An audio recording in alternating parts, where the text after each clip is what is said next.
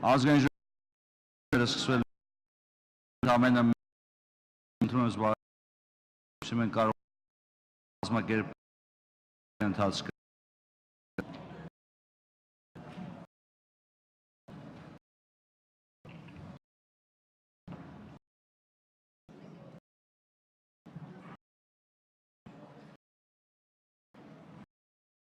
ընկերներ ազգային ժողովրդություն գլիուրեր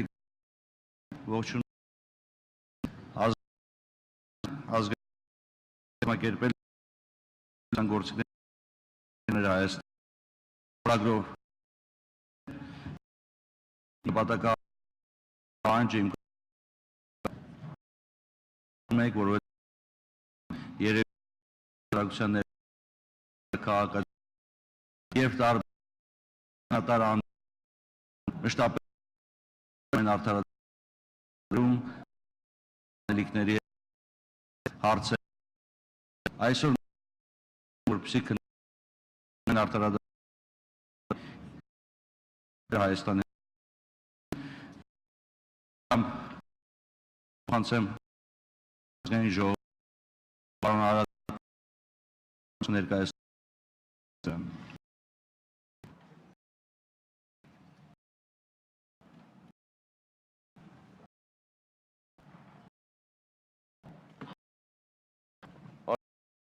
Ընկերներ, նախ հայտ իմ կոչի և ումներին այսնակցություն տաբար հատկապես հանրապետության դիսկուրս նվող ամենամեծ մեկը արդարադատություն և ներկայացումներին դրա առապացույցն է։ Մենք ուսներին բազմաթիվ քննարկումներ ենք ունեցել մասնագիտական շրջանակների հետ, միջազգային փորձագետների հետ, հասկանալու համար մի շարք հարցեր, որոնք կապված են անցումային արդարադատության հետ, և այնուամենայնիվ կարիք կա այդ հարցերի պատասխաններին տալ միասնական, ներառական, առավել լայն հանրային քննարկման ճանապարհով կան հարցեր, կան որոշումներ, որոնք պիտի մենք կայացնենք բոլորս միասին, այսպիսի և գուցե նաև հետագան այլ լսումների քննարկումների ճանապարհով։ Ես հնչեցնեմ այդ հարցերից մի քանիսը ընդամենը։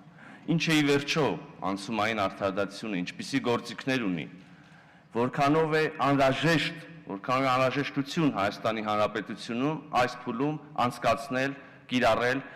անցումային արդարադատության գործիքները։ Այդ գործիքներից որոնք է անհրաժեշտ կիրառել, ինչ չափով, որոնք են, ինչպիսին է ի վերջո վերջնանպատակը անցումային արդարադատության, ինչպիսին է միջազգային փորձը այս առումով։ Սկզբի համար թերևս պետք է հասկանանք, թե ինչու գործող դատական համակարգը չի կարող բավարարել Հայաստանի Հանրապետության քաղաքացիների պահանջը իրականացնել արդար, անկախ արդարադատություն և ինչու պիտի դիմել անցումային արդարադատության գործիքներին։ Բոլորիս համար թերևս փաստ է, գաղտնիք չի, որ դատական համակարգ ունի տարիներ շարունակ կուտակված լրջագույն խնդիրներ, ոչ մեկ տարի, այլև են դարձել մեր գլխին և կանգնած են իբրև մի Հայաստանի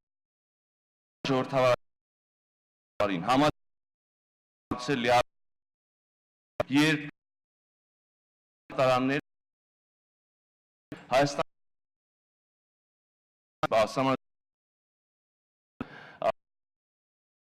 ապահովել կայացնել փուլում է իսկ ավտորիտար հանրություն վերջո իշխանություն լեզդիր իշխանության միջոցով գործադիր իշխանություն դատական իշխանությունը շարունակում է ապրել Հայաստանի որտեղ դրությունը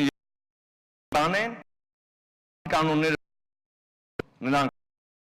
դատական Թերևս այլևս ձևականոնները կատարում կոռուպցիոն կաշառք եւ վստահաբար դատավորների մասին բանքը որ չունի դատական մասին որ այստեղ եւ հասնելու ժամասով ես հիսում եմ Ազգային գնահատական որ իրարվի ապա այժմ կարելի դեպ եւ չի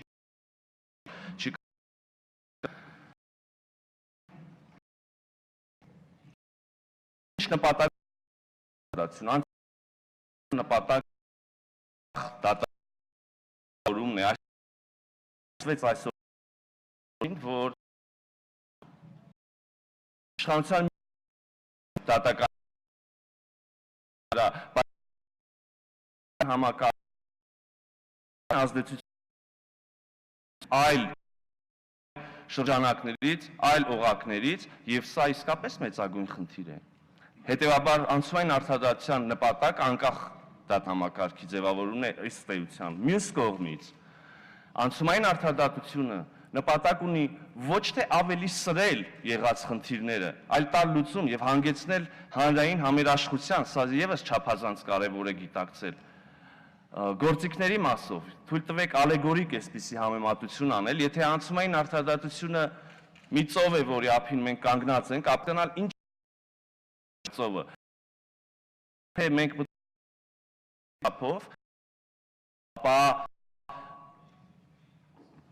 իրականություն վերադառնալով, ալեգորիայից վերադառնալով, պետք է ասենք, որ չեն բավարարվի հասարակության ակնկալիքները եւ չի լուծվի չենք հասնի դրված վերջնանպատակին։ Եթե մենք խորանում ենք այդ ծովում ավելին, քան անհրաժեշտ է, ապա մենք կարող ենք հանգել ոչ ինստիտուցիոնալ լուծումների, ինչը չի կարելի որևէ կերպ թույլ տալ, Հայաստանի Հանրապետությունը իրավական պետություն է, հանգել ոչ ինստիտուցիոնալ լուծումների եւ, ինչպես ասում են, աչքը սարքելու տեղը ունքը հանել եւ բացել մի Պանդորայի արկղ, որը չգիտես ուր կհասցնի Հայաստանի Հանրապետությանը։ Հետևաբար չափը եւս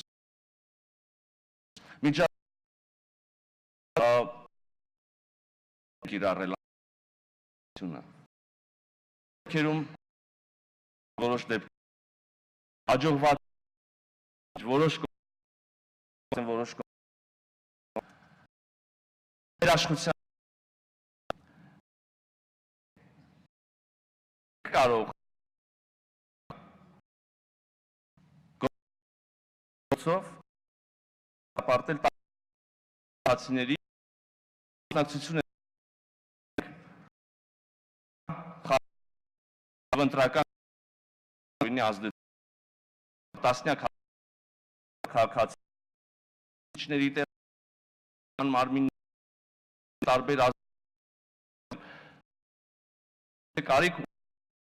այդ գնահատել եւ դարձնել եւ երբեք Հայաստանի Հանրապետությունում այդպիսի բան տեղի ունենալ չի կարող։ Տնտեսական հանցագործությունների մասով մենք պիտի կարողանանք հասկանալ հարցեր են հնչում, հարցեր են բարձրացվում զանազան շրջանակներից, կիրառել, թե չկիրառել, օրինակ հարկային համաներում, ինչպիսի մեխանիզմներ սահմանել, որպեսզի մարդիկ, ովքեր կարծում են, որ իրենք ապօրինի ճանապարհով են հարստացել, վերադարձնեն իրենց կուտակած հարստությունը պետությանը, հանրությանը եւ գնան շարունակեն ապրել իրենց խաղաղ ամենօրյա կյանքով։ Անցած իրադարձությունների իրավաքաղաքական գնահատականի մասով մենք պետք է հասկանանք, կա արդյոք դրա անհրաժեշտությունը, թե չէ։ Եթե գուցե կա, ժամանակն է արդյոք, թե եւս պետք է սպասել 20 տարի։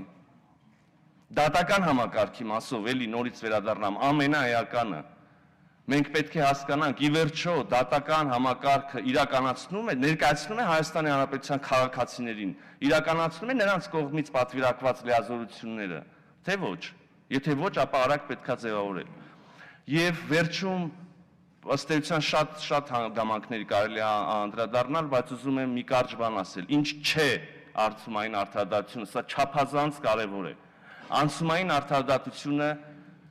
այսպես ասած, եռյակ տրոյկա դատարանների ձևավորումը չի, արտակարգ դատարանների ձևավորումը չի, եւ զանազան մարդիկ կարող են հավաքվել եւ վճիռներ կայացնել։ Անցումային արդարադատությունը պիտի օրենսդրական, օրինական ճանապարհով աջակցի, մաքրի, զտի, կայացնի գործող դատական համակարգը։ Սա թերևս ամենաէական ուղերձն է, որը պետք է մտքներումս պահենք։ Ես նորից շնորհակալություն եմ հայտնում ներկա գտնվելու համար, ես հարցերի միայն մի մասը հնչեցրի, կլինեն զեկույցներ, փորձագետների կարծիքներ, ապա կլսենք բոլոր այն մարդկանց ելույթները, ովքեր կարծում են, որ ասելիք ունեն այս մասով, եւ գուցե վերջում ունենանք կոնկրետ եզրահանգումներ, շնորհակալ եմ։ Շնորհակալություն պարոն Միրզոյան, հարգելի գործընկերներ, մինչև առաջին նիստի օրակարգին անցնելը թույլ տվեք ներկայացնել որոշակի կազմակերպչական հարցեր։ Նախ եւ առաջ ուզում եմ տեղեկացնել բոլոր մասնակիցներին, որ ելույթների համար խնդրում եմ հերթագրվեք եւ ելույթների համար հերթագրման համար հնարավորություն կունենաք այս նիստի ընթացքում ժամը 10:30-ից մինչև 12:40, խնդրում եմ մոտեցեք քարտուղարությանը եւ հերթագրեք ելույթների համար։ Նշեմ, հարգելի ընկերներ, տիկնակ եւ պարոններ, որ լսումների ընթացքում նախատեսված են 3 փորձագիտական ելույթ 20 րոպե տևողությամբ, որին կհաջորդեն 20 րոպե տևողության հարց ու պատասխանի սեսիաներ։ Հարցերի համար սահմանվել է 1 րոպե տևողություն, իսկ պատասխանի համար 2 րոպե, խնդրում եմ հաշվի առեք սա։ Հարցեր կարող եք տալ համապատասխանաբար այստեղ տեղակայված առաջին, երկրորդ եւ երրորդ խոսափողից, հաջորդաբար ես տրամադրեմ հարցը առաջի, երկրորդ եւ երրորդ խոսափողի մոտ կանգնած բանախոսին, իսկ յուրաքանչյուր այս ընթացքի մեջ յուրաքանչյուր 4-րդ հարցը կներկայացվի առցանց, որովհետեւ մենք նաեւ առցանց հարցեր ենք ստանալու եւ մենք պետք է լայն հանրությանը մասնակից դարձնենք այս քննարկումներին։ Եթե հարցեր իրոք շատ լինեն, մենք կփորձենք նաև պատասխանները խնդրենք, որպեսզի մեր փորձագետները սահմանափակեն 1 րոպեով։ Հարգելի գործընկերներ, պետք է նշեմ, որ վերջի 2.5 ժամը 14:00-ից 16:00, այսինքն լսումների երկրորդ նիստը կհատկացվի ելույթներին, որոնց համար, ինչպես արդեն նշեցի, հերթագրման գործընթացը արդեն սկսվել է։ Կախված ելույթների համար հերթագրված անձանց թվից եւ նկատի ունենալով ելույթների համար սահմանված ընդհանուր 150 րոպե ժամանակահատվածը, մենք փորձենք հայտարարել ելույթների հնարավոր օպտիմալ ժամանակահատվածը, որը չի կարող պակաս լինել, քան 3 րոպեն, այսինքն մենք կփորձենք արդարացիորեն բաշխել այդ ժամանակը բոլոր ելույթների միջև։ Հարգելի գործընկերներ, թույլ տվեք սկսեմ առաջի նիստը լսումների, այս փորձագիտական նիստը, որի առաջի զեկույցը կներկայացնի Հայաստանի Հանրապետության արդարադատության նախարարի տեղակալ Տիկին Աննա Վարդապետյանը, իսկ զեկույցի թեման է անցումային արդարադատության ինստիտուտի միջազգային իրավական հիմքերը։ Տիկին Վարդապետյան, խնդրեմ մոտեցեք ամբիոնին։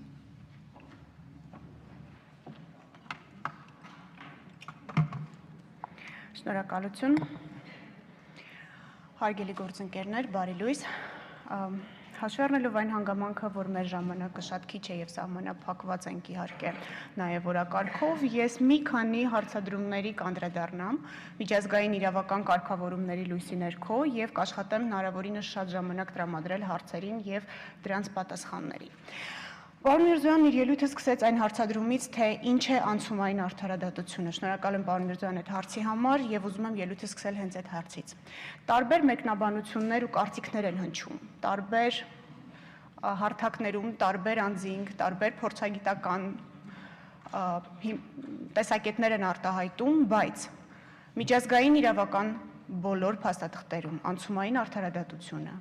ամրագրված է որպես գործիքների եւ կառուցակարգերի ամբողջություն, որը նպատակ ունի ապահովել հասարակության անցումը մի ֆորմացիայից, մի իրավիճակից դեպի մյուսը։ Ես հատուկ չեմ օգտագործում որևէ քաղաքական ձևակերպում, նպատակ ունենալով ցույց տալ, որ գործիքակազմը առավելապես իրավական է։ Գործիքակազմը առաջին հերթին նպատակ ունի վերհանել այն պատճառները, որոնք հանգեցրել են հասարակության մեջ զանգվածային խախտումներին։ Անցումային արդարադատության մասին խոսելիս շատ հաճախ, այդ թվում իրավաբանները, քաղաքագետները նշում են, որ խոսքը գնում է պատերազմական պետությունների մասին, արյունահեղությունների մասին, Եվ չգիտես ինչու մոռանում են նշել, որ զանգվածային խախտումները կարող են լինել ոչ բռնությամբ դրսևորվող, կարող են լինել քաղաքական, տնտեսական, սոցիալական, մշակութային բազմաթիվ զանգվածային խախտումներ, որոնք ի վերջո բերեն հասարակության մեջ ժողովրդավարական արժեքների նվազեցմանը, առանձին դեպքերում նաև արժեզրկմանը։ Այս պատճառով պետությունը ինքը ազատ է ընտրելու, թե ինչ կառուցակարգ եւ ինչ գործիք է օգտագործելու։ Եթե պետությունը ցանկություն է արտահայտում օգտագործել անցումային արդարադատության մեխանիզմները, դա չի նշանակում, որ պետությունը սահմանափակված է եւ պարտավորված է բոլոր գործիքները հաթաթ կիրառել։ Յուրաքանչյուր պետություն ինքն է ընտրում, թե ինչ գործիքակազմ է իրեն անհրաժեշտ, լրացնելու համար այն ինստիտուցիոնալ բացը, որ ինքը ունի։ Եվ այս առումով պետք է նկատի ունենալ, որ Հայաստանի Հանրապետության ենթատեքստում մենք երկու լուրջ միջազգային իրավական հարթակ ունենք, որտեղ ունենք իրավական չափանիշներ եւ նորմեր, որոնց պետք է հետևենք։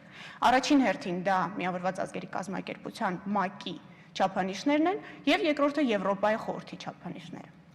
Շատ հաճախ հնչող կարծիքներում իրավաբանները փորձում են տարանջատել, թույլ կտամ ինձ ասել, սեպխրել Մարդու իրավունքների Եվրոպական դատարանի, Եվրոպական կոնվենցիայի եւ ՄԱԿ-ի անցումային արդարադատության վերաբերյալ միջազգային փաստաթղթերի միջև։ Կարծում եմ այս մոտեցումը ամբողջական չէ։ Եթե մի կես դար հետ գնանք եւ հիշենք, թե ինչ պայմաններում է ձևավորվել Եվրոպայի խորհուրդը, ինչ պայմաններում է ձևավորվել Ստրասբուրգի դատարանը, ինքներս մեզ կպատասխանենք անցումային։ Երբ որ ամբողջ Եվրոպա մայրցամաքը անցում էր կատարում դեպի ժողովրդավարություն, երբ որ վնասված ժողովրդավարական արժեքները վերականգնելու խնդիր ուներ։ Եվ այսօր փորձել տարանջատել եւ ասել, որ անցումային արդարադատությունը Եվրոպայի խորհրդին հակասող, Եվրոպայի խորհրդի չափանիշներին հակասող գործիք է, նշանակում է անտեսել այս պատմական անցյալը։ Հաջորդ հարցը, որ կցանկանայի անդրադառնալ, պարոն Միրզոյան այդ հարցը եւս բարձրացեց։ Որն է նպատակը, ինչու։ Առաջին հերթին պետք է նշել, որ անցումային արդարադատությունը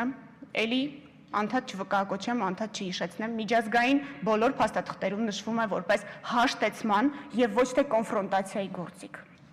Անցումային արդարադատության բոլոր գործիքները միտված են մի բանի՝ հասարակությանը բերել հաշտեցման, եթե հասարակության մեջ կա դիսոնանս, եթե հասարակության մեջ կա Աստված մի արասցե առճակատում։ Եվ այս առումով յուրաքանչյուր գործիք, որ մեկնաբանվում է անցումային արդարադատության, պետք է մեկնաբանվի այս լույսի ներքո, ի վերջո հաշտեցման։ Ձեր թույլտվությամբ համառոտ կանդրադառնամ գործիքներին, քանի որ հաջորդիվ զեկույցներում ավելի մանրամասն այդ գործիքների մասին խոսվելու է, եւ արդեն կանցնեմ հարցերի պատասխանների փուլին։ Անցումային արդարադատության գործիքակազմը հստակ սահմանված է։ Առաջին հերթին դրանք քրեական մեղադրանքներն են, prosecution բառը կարող եք շատ հաճախ հանդիպել։ Երկրորդ հերթին vetting շատ հաճախ հնչող արդեն տերմինն է մեր իրականության մեջ, գնահատման գործընթացն է։ Ցավոք իմ գործընկերներից շատերը vetting-ը բառացի թարգմանում են որպես զտում։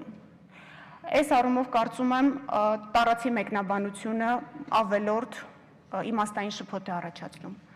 Vetting-ը գնահատման գործընթաց է։ Գնահատում, որը մարդու իրավունքների Եվրոպական դատարանի նախադեպային իրավունքի լույսի ներքո ունի հստակ պահանջներ՝ լինել կանխատեսելի եւ թափանցիկ։ Շատ հաճախ իմ գործընկերները օրինակ են բերում Արևելյան Եվրոպայի երկրները, որտեղ vetting բառը չեն կիրառում, լյուստրացիան են կիրառում, որը vetting-ի շատ ավելի խիստ դրսևորումն է եւ այսօր չի խրախուսվում իհարկե այդ տերմինի կիրառումը եւ օգտագործումը, նշում են, որ ոչ մի դրական օրինակ չկա։ Շատ երկրների փորձով այո չկա։ Ինչու՞։ Որովհետեւ մարդու իրավունքների Եվրոպական կոնվենցիան ունի 6-րդ հոդված, որը կոչվում է արդար դատաքննության իրավունք։ Արդար դատաքննության իրավունքը յուրաքանչյուրիս իրավունքն է, անկախ նրանից, թե ինչ գործընթացի միջով ենք մենք անցնում։ Եվ այս առումով vetting-ի գործընթացը պետք է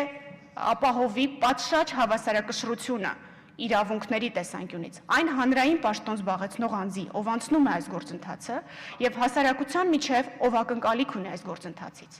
Եվ որևէ դեպքում, որևէ նվաստացուցիչ գործընթաց սա չի ենթադրում։ Ողջամիտ գնահատումը չի կարող արժանապատվությունը նվաստացնող լինել, չի կարող լինել զտում, չի կարող լինել ֆիլտրում, գնահատում է։ Խոսելու ու ասելու շատ բան ունեմ իհարկե, բայց հարգելի նախագահություն, ձեր թույլտվությամբ կանցնեմ հարցերին, եթե իմ ասածի վերաբերյալ կամ ընդհանրապես անցումային արդարադատության ինստիտուտի վերաբերյալ հարցեր ունեք, որովհետև ես շատ շնորհակալ եմ այսօր ինձ այստեղ հրավիրելու համար, սա շատ ճիշտ հարթակ է եւ շատ ճիշտ մեկնարկ է, տերմինաբանական առաջին հերթին հստակություն մտցնելու եւ ինստիտուտները կիրառելիս ու գնահատելիս մեկ միասնական հարթության վրա հանդես գալու համար։ Շնորհակալ եմ։ Շնորհակալություն Դիգին Վարդապետյան, շնորհակալություն նաև մեր ժամանակ խնայեցիք, հա, մոտավորապես 12 րոպե դեռ ունենք, հարցեր, խնդրեմ մոտեցեք խոսափողներին, չկան հարցեր, չմոտեցեք խոսափողներին, հակառակ դեպքում ես չեմ կարողանում, հակառակ դեպքում հնարավորություն չեմ ունենալու ձեզ նույնականացնեմ և հարցեր տամ, մենք պայմանավորվեցինք, որ հաջորդաբար առաջին, երկրորդ և երրորդ խոսափող և այնուհետև առցանց հարթակ առաջ խոսափող Վարուժան, խնդրում եմ ներկայացեք եւ ներկայացեք հարցը։ Վարուժան Ավետիսյան, Սասնածռեր համայնքական կուսակցություն։ Համաձայն եք, որ մեր երկրում անցավոր համագործակցությունը զավթած է եղել պետությունը եւ պետությունը մինչ օրս էլ մասամբ, այդ թվում դատաիրավական բաղադրիչի մասով, դեռևս զավթված է։ Հարցերը բոլորը հնչեն հետո պատասխանը։ Չէ, պատասխանը եւ տեսեք 1 րոպե հարց, 2 րոպե պատասխանի համար։ Եթե շատ կարճ, հանցավոր համագործակցություն ձևակերպումը ես չեմ օգտագործի։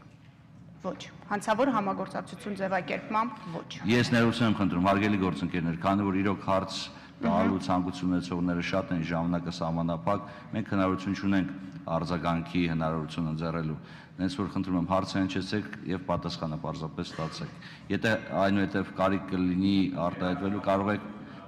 ներողություն եմ խնդրում, այնուհետև եթե կարիք լինի, դուք կարող եք հանդես գաք ելույթներով, եթե գրանցվել եք իհարկե։ Շնորհակալություն։ Երկրորդ խոսափող խնդրեմ։ Երկրորդ խոսափող։ Ահա։ Վարդուհի Գևորգյան, քաղաքացիական հասարակության ներկայացուցիչ։ Տիկին Վարդապետյանը ասաց, որ անցումային արդարադատությունը միջոց է, որը ամրագրված է որպես գործիքների եւ կառուցակարգերի ամբողջություն հասարակության մի ձևից մյուսին անցնելու ժամանակահատվածում։ Տիկին Վարդապետյան, արդյոք մենք հասարակության մեջ տնտեսական ֆորմացիայի փոփոխություն ենք ունեցել, որ մի անցումից մյուսին ենք անցել եւ այդ գործիքների կիրառման անհրաժեշտությունը շատ մեծ է եւ երկրորդը դուք խոսեցիք անցումային արդարադատության գործիքներից, լյուստրացիան հպանցիկ անցակ, սակայն կարծում եմ, որ լյուստրացիան, որը ենթադրում է քաղաքական լյուստրացիա, տնտեսական լյուստրացիա, գործակալական լյուստրացիա, դուք որևէ վերաբերմունք ունի Հայաստանի Հանրապետության իշխանությունները արդարադատության համակարգում օրենսդրորեն ձևակերպելու լյուստրացիան եւ իրականացնելու։ Շնորհակալություն համար կներեք Տիկին Վարդապետյան։ Ես խնդրում եմ հետևեք այն լուսատախտակներին, որտեղ ժամանակն է ֆիքսված, որովհետեւ հա հնարավորություն ընձեռեք բոլորին պատասխանել, բայց եւս մեկ անգամ խնդրում եմ ուշադրություն դարձրեք այն հանգամանքի վրա, որ Տիկին Վարդապետյանն եւ մնացած այլ փորձագետները այստեղ փորձագիտական կարգավիճակով են եւ ներկայացնում են իրենց կարծիքը, որը կարող է չհամընկնել իրենց կազմակերպությունների ընդհանուր դիրքորոշման հետ։ Իսկ մենք փորձագետի ենք հարց տալ եւ խնդրում եմ դիտարկեք Տիկին Վարդապետյանին որպես փորձագետ, որտեղ բավական երկար տարիներ նա աշխատել է հենց անցումային արդարադատության բնագավառի խնդիրներ ուսումնասիրելու ոլորտում։ Ներողություն խնդրեմ Տիկին Վարդապետյան։ Առաջին հարցի հետ կապված անցումը։ Պարոն Միրզոյան իր խոսքում նշեց, որ առանձին գնահատականներով Հայաստանի Հանրապետությունն անցում է կատարել քվազի դեմոկրատական կարգերից դեպի դեմոկրատական կարգեր։ Այսինքն այս առումով, եթե ֆորմացիա բառը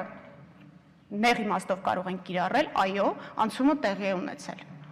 Քվազի ժողովրդավարականից կամ տեղի է ունենում դեպի ժողովրդավարական հասարակություն։ Ինչ վերաբերում է լյուստրացիային, լյուստրացիան ընդհանցակարգային առումով հաջողված գործընթաց չէ, մարդու իրավունքների եվրոպական դատարանի գնահատմամբ ինչու, որովհետև ընդհանցակարգային երաշխիքներ չի ապահովում լյուստրացիայի ենթարկվող անձի համար։ Եվ այս պատճառով, ինչպես մարդու իրավունքների եվրոպական դատարանը, այնպես էլ Վենետիկի հանձնաժողովը, որը գիտեք Եվրոպայի խորհրդի կառուցվածքային միավոր է, չեն ողջունում այս գործընթացը եւ դիտարկում են որպես հիմնական դատավարական ընդհանցակարգային իրավունքները սահմանափակով եւ խորհուրդ չեն տալիս պետություններին դիմելու լուստրացիայի գործընթացին, դրա փոխարեն այսօր ավելի ու ավելի կիրառելի է դիտարկվում վեթինգի գործընթացը, որը դատավարական երաշխիքների ապահովման տեսանկյունից ավելի ընդունելի է վերոնշյալ կառույցի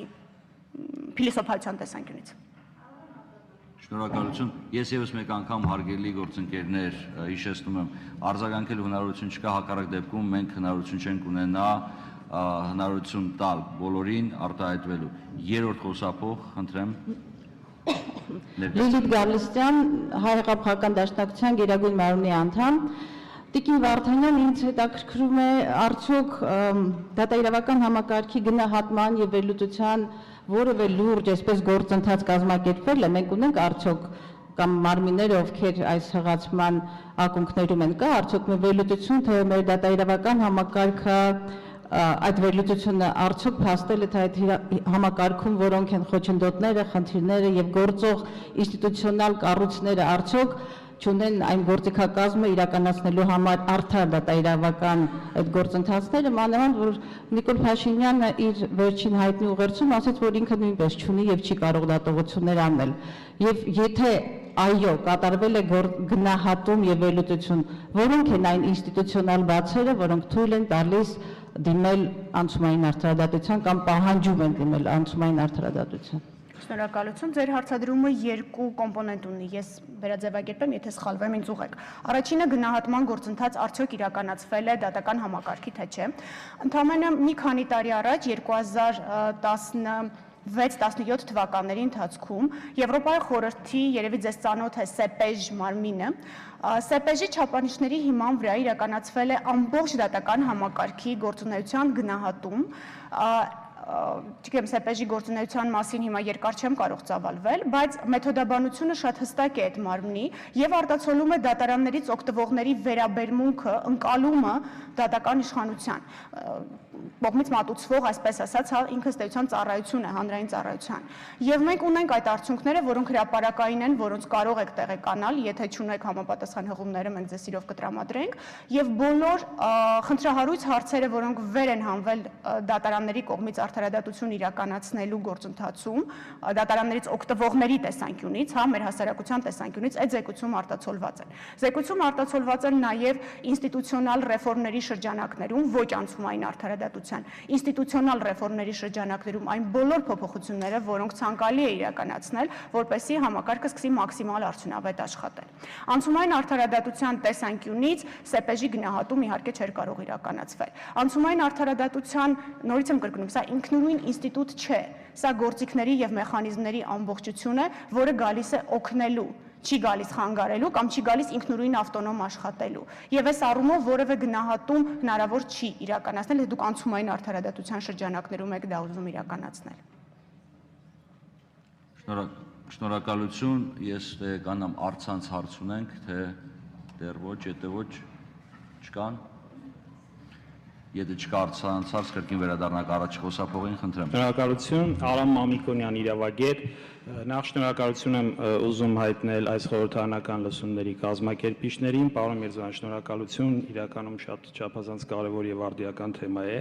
մեր հանրապետության համար եւ օգտվելով առիթից, որ արդարադատության նախարարության ներկայացուցիչն է զեկուցողը, կցանկանայի մի հարց տալ հակակոռուպցիոն նոր մարմնի ձևավորման վերաբերյալ, մասնավորապես Հայաստանի Հանրապետության կառավարության 2019 թվականի գործունեության ծրագրի առանցքային կետերից մեկը կոռուպցիայի դեմ պայքարն է եւ եթե չեմ սխալվում սույն թվականի փետրվարի 12-ին հանրապետության վարչապետ պարոն Նիկոլ Փաշինյանը այս ամբիոնից ծրագիրը ներկայացնելիս բարձրաձայնեց հակակոռուպցիոն նոր մարմնի ձևավորման մասին, նշելով, որ դա պարտադիր է եւ միանշանակ է, որ պետք է գործի Հայաստանի Հանրապետությունում։ Իդեպ այդ մարմնի գոյությունը նաեւ Հայաստանի Հանրապետության կողմից վավերացված ՄԱԿ-ի կոռուպցիայի դեմ պայքարի միջազգային կոնվենցիայի պահանջ է։ Կցանկանայի ձեզնից տեղեկանալ, արդյոք այդ մարմինը արդեն գտնվում է ձևավորման փուլում, ինչ վիճակում է, արդյոք առկա է հայեցակարգ, իշխանությունների բաժանման սկզբունքը հաշվի առնելով սահմանադրությամբ ամրագրված, որ իշխանության ճյուղում վերջի վերջո պետք է գործի, ինչպիսի կառավարման մոդել պետք է ունենա, եւ ամենակարևոր խնդիրը, արդյոք այդ մարմինը ձևավորվելուց հետո պետք է ունենա անցումային արդարադատության որևէ գործիքակազմ։ Եվ երկրորդ հարցս վերաբերում է ապօրինի ծագում ունեցող գույքի բռնագանձման մասին օրենքի նախագծին, ինչ վիճակում է գտնվում, եթե տեղյակ եք եւ երբ կներկայացվի ազգային ժողովի քննարկմանը։ Շնորհակալություն։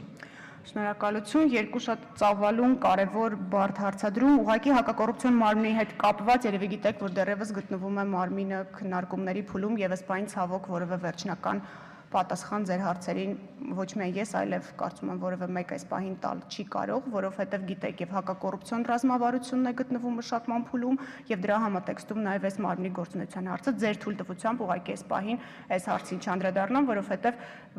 վերաբերելի բովանդակային տեղեկատվություն տրամադրել ցավոք չեմ կարող։ Անդրադառնալով Civil Forfeiture-ին ապօրինի ճանապարհով ձեռք բերված գույքի բռնագանձման մասին օրենքի նախագծին, որը գիտեք վարչապետի որոշմամբ ձևավորված աշխատանքային խմբի կողմից է մշակվել, այս պահին ուղարկվել է փորձաքննության մեր միջազգային գործընկերներին, միջազգային կազմակերպությունների կողմից ձևավորված չափանիշներին դրանց համապատասխանությունը ստուգելու նպատակով։ Վերադարձվելուց հետո բնականաբար միջաշխատանքային խմբում քննարկումներ կլինեն եւ վերջնականացվելուց հետո նոր նախագիծը կդրվի շրջանառության եւ բնականաբար լայն հանրային քննարկման։ Ժամկետներ ցավոք կդժվարանամ նշել, որովհետեւ դա կախված է մեր միջազգային գործընկերների կողմից տրամադրված փորձաքննության ժամկետներից, բայց մենք խնդրել ենք հնարավորինս սերմ ժամկետ, ըստ հնարավորինս կարճ ժամկետներում եւ ունենք նաեւ մեր գործընկերների պատրաստակամությունն աշխատել շատ արագ, շատ 24-ժամյա ռեժիմով, որպեսզի մեզ մաքսիմալ շուտ տեղեկատվություն տալ։ Ընդհանրապես մի բան կցանկանայի նշել այս օրենքի հետ կապված։ Խնդրում եմ սա չդիտարկել որպես անցումային արդարադատության գործիք, ինչու, որովհետև օրենքը ընդունելու պարտականություն Հայաստանի Հանրապետությունը ուներ շատ ավելի վաղ, քան հիմա է, եւ հանդիսանալով նույն Վարշավայի կոնվենցիան վավերացրած պետություն, ուներ պարտավորություն ունենալու նման օրենսդրություն եւ պայքարելու ապօրինի ճանապարհով ձեռք բերված գույքի դեմ, եթե կարելի է այդպես ասել, գույքի նկատմամբ հայտարարելու միջոցով, ուստի սա անցումային արդարադատության գործիքակազմի շրջանակներում խնդրում եմ չքննարկել։ Սա Հայաստանի Հանրապետության միջազգային պարտավորություններից բխող ինստիտուցիոնալ գործընթաց է, որը ժամանակավոր չէ։ Շնորհակալություն, երկրորդ խոսափող խնդրեմ ներկայացեք։ Կարեն Զարիկյան, վարչական դատարանի դատավոր, երկու կարճ հարց ունեմ տիկին Վարդապետյան։ Առաջինը վերաբերում է դուք ասացիք վեթինգը դա գնահատման գործընթաց է, խնդրեի մանրամասնել ինչ տեսակի գնահատման, գույքի, մասնագիտական, միգուցե բարոյական եւ ինչ չափանիշներով պետք է ընտրվեն հենց գնահատողները ըստ նույն տեսակների գույքի գնահատում, մասնագիտական եւ այլն։ Եվ երկրորդ հարցս վերաբերում է ձեր կողմից բարձրացված շատ կարեւոր հարցադրմանը, խոսքը վերաբերում է վեթինգի գործընթացի եւ հանրային ծառայողների արդարադատականության իրավունքի ապահովման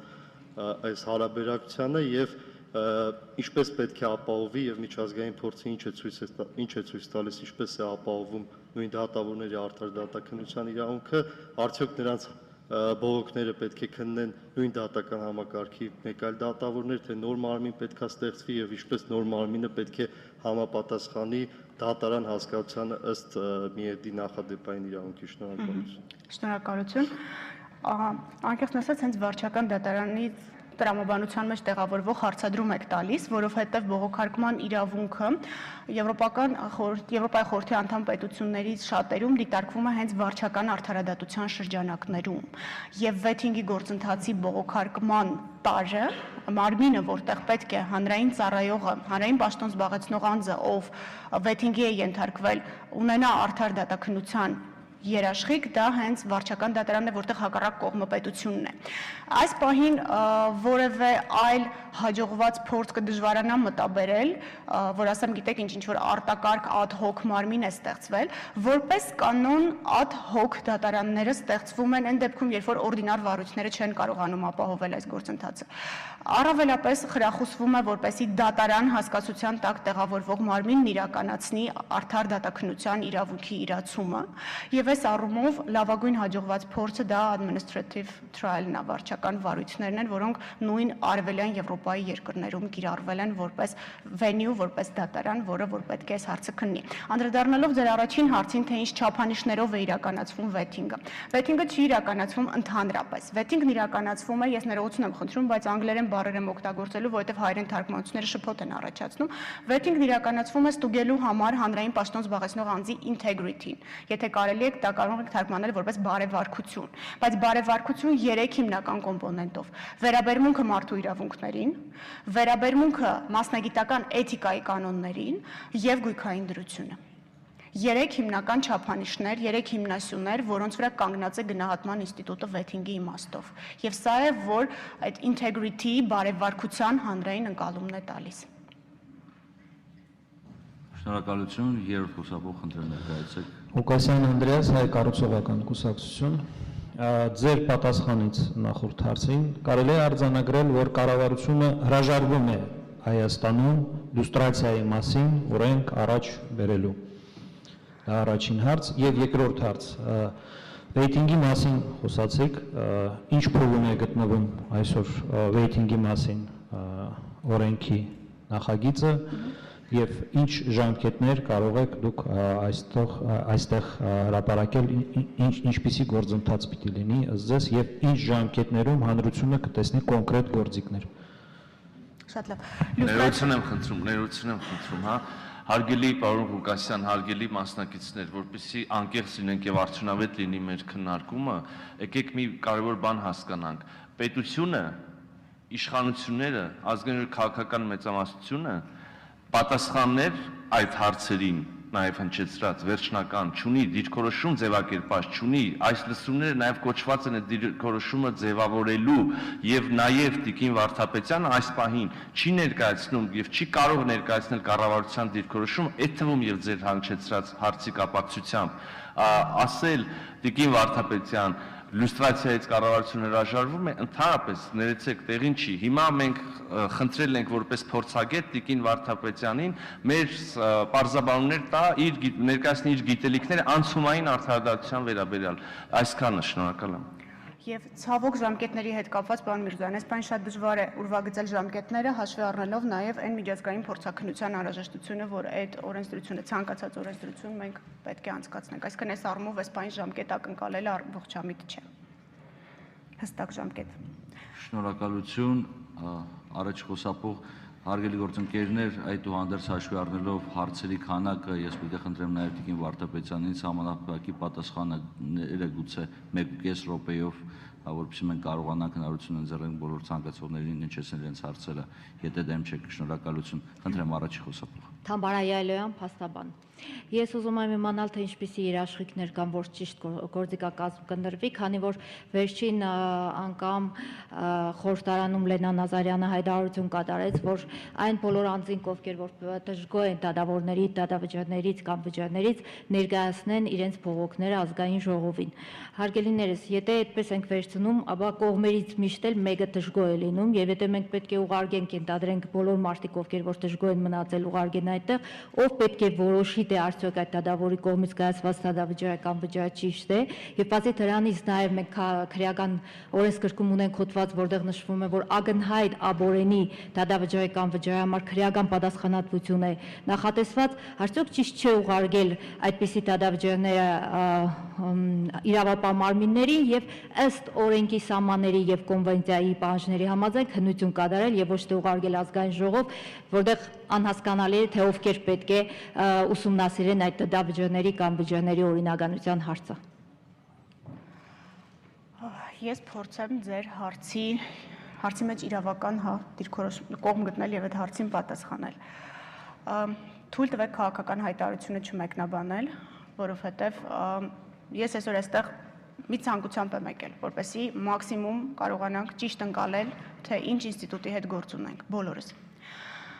Իհարկե, բոլորս համակարծիք ենք, որ օրենքով սահմանված ընթացակարգը պետք է կիրառվի, եւ մինչ այս պահը չեն կարող նշել, որ որևէ ընթացակարգ խախտվել է։ Ավելին, արդեն 1 տարուց ավել է, գործադիրը հստակ հայտարարել է, որ միջամտություն չունի դատական իշխանության նկատմամբ եւ չի անում։ Նույն կերպ որևէ գործողություն չի դրսևորվել օրենսդիր մարմնի կողմից։ Իսկ հայտարարություններ մեկնաբանելը իրավական գործիքակազմի տեսանկյունից այս պահին դժվար է, անհնար ավելի շատ։ Ես չեմ հասկանում ձեր հարցը դուք ինչ եք ակնկալում ինձանից հիմա։ Քաղաքական հայտարարության մեկնաբանություն չեմ կարող տալ։ Ես ձեզ չեմ լսում։ Կներեք, ես ձեզ չեմ լսում։ Հա։ Ես ուզում եմ ընդամենը իմանալ, թե արդյոք սխալ չի լինի գործիքակազմերի ընտրությունը, ինչպես որ հիմա են նման հայտարարություն, վերջապես օրենսդիր մարմնի ներկայացուցիչն է հայտարարություն կատարել, որն է երաշխիքները, որ նման սխալներ թույլ չեն տրվել։ Եվ որը ես գտնում եմ, որ սխալ է, ինչպես նաև սխալ էր դատարանների գործունեությանը խոչընդոտելը, եւ հիմա դուք ասում եք, որ միջամտություն չի եղել։ Սա էլ է գործիքակազմերից մեկը ըստ երևի թե ըստ վարչապետի։ Մենք այսօր այստեղ հավաքվել ենք հանրային լսումների, որպեսզի յուրաքանչյուրս մեր տեսակետը արտահայտի։ Այսօր որևէ իրավական ակտ ընդունված չկա, որևէ ռեալ գործողություն արված չկա։ Դատողություններ, բառեր, ձևակերպումներ, դրանք գործողություն չեն։ Այսինքն գնահատել ձևակերպումներն ու բառերը այսօր դա եք առաջարկում։ Ես ներողություն եմ խնդրում։ Արգարժան գործընկերներ, մենք պայմանավորեցինք, որ արձագանքի հնարավորություն չկա, ոչ թե հնարավորություն, այլ ժամանակ չկա, հնարավորություն միշտ կա արձագանքելու, բայց խնդրում եմ, էլի հարգենք բոլորին, որպեսզի կարողանանք հնչեցնենք բոլոր հարցերը։ Երկրորդ խոսափողի մոտ կարծես թե առցանց հարց ունենք, խնդրեմ հնչեցրեք։ Աստղիկ Քեշիշյան ինֆոկոմեյեմ ներկայացնում եմ քաղաքացիների կողմից առցանց ուղարկված հարցումները։ Նարեկ Սուքյասյանը հարցնում է, արդյոք այդ գործընթացով են անցնելու նաև մինչև 1998 թվականի քաղաքական էլիտան եւ բացի ներկա դատական իշխանության ներկայացուցիչները, նաև ներքին ուժային կառույցներն ու միջին ուղակի բյուրոկրատիան։ Վազգեն Մարգարյանը հարցնում է քրեական եւ քաղաքացիական գործերի վերաբացումներ լինելու են արդյոք թե ոչ, եթե լինեն հիմքեր, եւ Էդիկ Սերգոյանը ինձ հետաքրքրում է թե շինծու գործերով դատապարտված անձանց իրավունքները ինչպես են վերականգնվելու։ Այսքանը։ Սկսեմ ժամանակահատվածի հարցից, անցումային արդարադատության գործիքակազմը կիրառող յուրաքանչյուր պետության առաջնային հարցերից մեկն է որոշել, թե ինչ ժամանակահատված այդ պետությունը ընդգրկելու անցումային փուլի մեջ։ Եվ այս առումով քաղաքական ըստ էության գործընթացի արդյունքում է որոշվելու։ Իհարկե, եթե մենք խոսում ենք իրավական մեխանիզմների մասին, վաղեմության ժամկետների մասին, դրանք հաղթահարվել չեն կարող քաղաքական գործիքակազմով։ Իսկ ժամանակահատվածը, որի ընթացքում որը դիտվելու է որպես անցումային, որոշվում է յուրաքանչյուր պետության կողմից ավտոնոմ եւ այս առումով որևէ միջազգային կառույց, որևէ միջազգային կազմակերպություն, որևէ միջամտություն չի իրականացնում։ Ինչ վերաբերում է վերաբացումներին, վերանայումներին, դրանք էլի հստակ դատավարական ընթացակարգերով են իրականացվում եւ այս առումով անցումային արդարադատությունը էքստրա գործիքներ չունի։ Այսինքն վաղեմության ժամկետներ, հետադարձության կանոններ, դրանք բոլորը իրավական մեխանիզմներ են, որոնք հաղթահարելու անցումային ու քաղաքական գործիքներ չկան անցումային արդարադատության միջազգային իրավական չափանիշների մեջ։ Շինծու գործերի մասով ճիշտն ասած լավ չհասկացա ինչի նկատի ունի, բայց ենթադրում եմ էլի վերաբացումների տրամաբանության մեջ է տեղավորվում, էլի նույն կերպ կպատասխանեմ, որ անցումային արդարադատությունը դա բոլոր տեսակի խնդիրների լուծման միակ դեղատոմսը չէ եւ պետք չէ այդ ինստիտուտին տալ ինչ-որ արտա, էքստրա, ինչ-որ ոչ իրավական մեխանիզմներ, ծանրաբեռնել այդ ոչ իրավական մեխանիզմներով ինքը դրանք չունի։ Դա իրավական գործընթացների հստակ շրջանակ է։ Շնորհակալություն։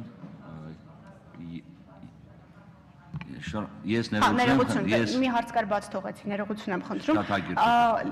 Հանրային պաշտոններ զբաղեցնող անձանց շրջանակը եւս որոշվում է վեթինգ իրականացնող կառավարության, քաղաքական իշխանության կողմից։ Այսինքն, բայց մի բան եմ այստեղ ուզում նշել, ամենակարևորը, որ ինստիտուցիան ինքնին վեթինգի ենթարկվել չի կարող։ Վեթինգի ենթարկվում է հանրային պաշտոն զբաղեցնող անձը, եւ վեթինգը չի ենթադրում որևէ ինստիտուցիայի կոլապս։ Շնորհակալություն, երրորդ խոսափող Սուրեն Պետրոսյան, ժողովրդավարական համախմբում քաղաքական նախաձեռնություն։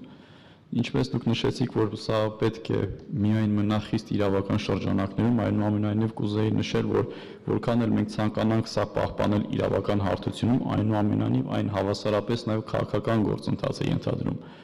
Եվ մենք լինելով 2018 թվականի տվյալներով ամենայն դեպս կիսահամախմբված ավտորիտար վարչակարգ ունեցող պետություն, այնուամենայնիվ նույնիսկ միջազգային կազմակերպությունների կողմից է փաստվել, որ մենք ունենք ժողովրդավարական ինստիտուտներ ֆորմալ մակարդակում։ Դա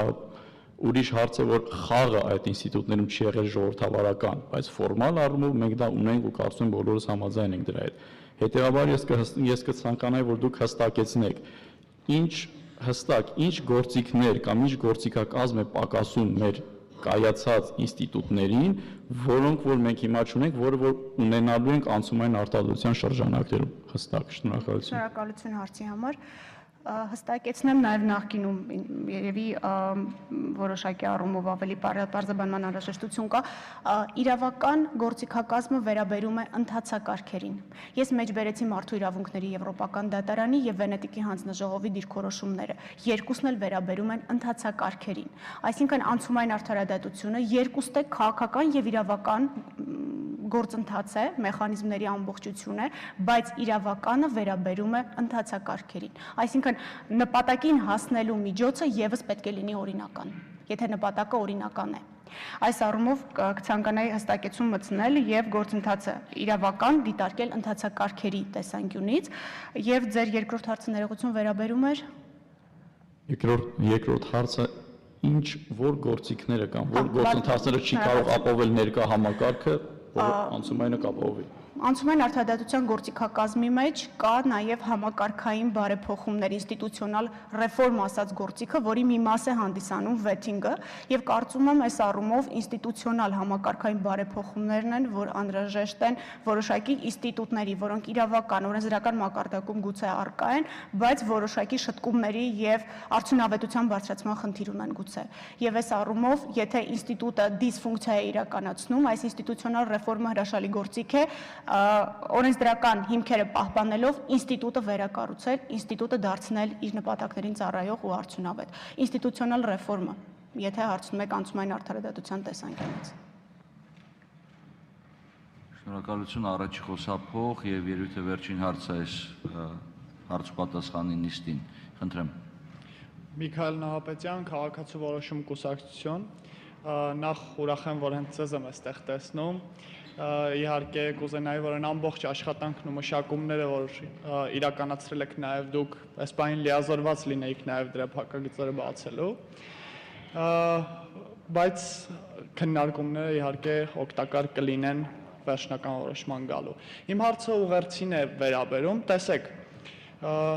մենք երբ որ այստեղ խոսում ենք, դա ուղերձներ է իր մեջ պարունակում եւ հանրային տրամադրություններ է փոփոխում։ Մի հայտարարություն եղել էր այդ առանց դատավճռի բռնագանձման մասին, 3 ամիս դրա հետ կապված աղմուկ բարձրացավ, հիմա այստեղ մեկնաբանում եք, որ դա անցումային արդարադատության կոմպոնենտ չէ։ Իմ հարցը հետևյալն է, ընդհանուր առմամբ, որպես փորձագետ, առավել ևս որ հիմա կաշկանդված չեք կառավարության դիրքորոշումը հայտնելով, մենք ինչպիսի ուղերձ պիտի տանք, որ անցումային արդարադատությունը ապօրինի կուտակված ունեցվածքին վերաբերվելու է առավել մեղմ, քան այն ամենը, ինչ դուք ասում եք, որ անցումային արդարադատության կոմպոնենտ չէ, թե այդտեղ ընդհանրապես անցումային արդարադատություն չի իրականացվելու եւ հենց այդ կոշտ մեխանիզմներն են գործելու։ Okay, շնորհակալ եմ հարցի համար։ Երկու տարբեր ինստիտուտի մասին է խոսքը։ Էլի ձեր թույլտվությամբ ես անգլերեն տերմինաբանությունն օգտագործեմ, որովհետև այդ հայերեն թարգմանությունների արդյունքում է, որ առաջանում է խնդիրը։ Asset recovery, ակտիվների վերադարձը, անցումային արդարադատության գործիքակազմ է, որը ունի իր իրականացման մեխանիզմները։ Civil forfeiture-ը, ապօրինի ճանապարհով ձեռք բերված գույքի բռնագանձումը, որը իր հիմքով in rem հայց է, այսինքն հայց գույքի դեմ, Հայաստանի Հանրապետության կողմից դեռևս 2005 թվականից սկսած ստանձնած միջազգային չկատարված պարտավորություն է։ Սա չի նշանակում, որ սրանք ինչ-որ մրցակցության մեջ են, մեկը ավելի խիստ է, մեկը ավելի թույլ։ Սրանք ուղղակի տարբեր ինստիտուտներ են։ Առանց մեղադրական վճռի, բռնագանձում եւ այլն, այս տերմինները որոշակի շփոթ են մտցնում։ Դա է պատճառը, որ տերմինաբանական առումով ես ինքս ելույթ ունենալիս եւ խոսելիս շատ հստակ եմ աշխատում լինել, որովհետեւ տերմինները նոր են մեր հասարակության եւ իրավաբանության համար եւ տարատեսակ մեկնաբանությունների տեղիք են տալիս, ոնց որ հենց հիմա փաստորեն տեղի ունեցավ մեր ելույթի արդյունքում։ Ուզում եմ նորից հստակեցնել, ակտիվների վերադարձը asset recovery-ն անցումային արդարադատության գործիք է։ Civil forfeiture-ը ապօրինի ճանապարհով ձեռք բերված գույքի բռնագանձումը, որը in rem հայց է իր էությամբ Հայաստանի Հանրապետության կողմից դեռևս 2005 թվականին ստանձնած միջազգային պարտավորության կատարումն է, որի քաղաքական կամքը այսօր կա։ Այս հստակեցումը խնդրում եմ ունենալ։ Հուսամ պատասխանեցի ձեր հարցին։ Շնորհակալ եմ։ Շնորհակալություն Տիկին Վարդապետյան, հարցերի համար նախատեսված ժամանակը սպառված է եւ ըստ օրակարգի ես խոսքը փոխանցում Տիկին Վարդապետյան կարող զբաղեցնել ձեր տեղը։ Շնորհակալություն ևս մեկ անգամ։ Հարգելի գործընկերներ, հաջորդ ելույթը Ռուբեն Կարանցայինն է, որը հանդիսանում է անցումային արդարադատության միջազգային կենտրոնի փորձագետ։ Ելույթի թեման է անցումային արդարադատություն, կոռուպցիա եւ ինստիտուցիոնալ բարեփոխումներ, համեմատական փորձառություն եւ քաղված դասեր։ Ելույթը ներկայացվելու է անգլերեն լեզվով։ Խնդրում եմ նախապես վերցրեք ձեր ականջակալները եւ եթե կարիք կա, իհարկե թարգմանության։ Mr. Carranza, the floor is yours, please.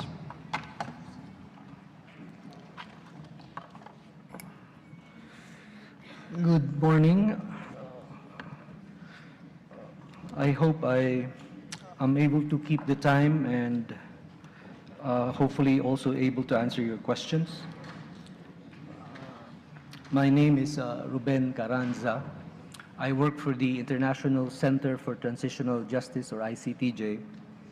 ICTJ is based in New York. I am based in New York. We work in several countries. We have offices in 8 countries around the world, and we have only begun to do work in Armenia recently after the 2018 revolution. I was asked to provide some insights on transitional justice in general, and perhaps also some comparative examples of transitional justice that might be relevant to Armenia.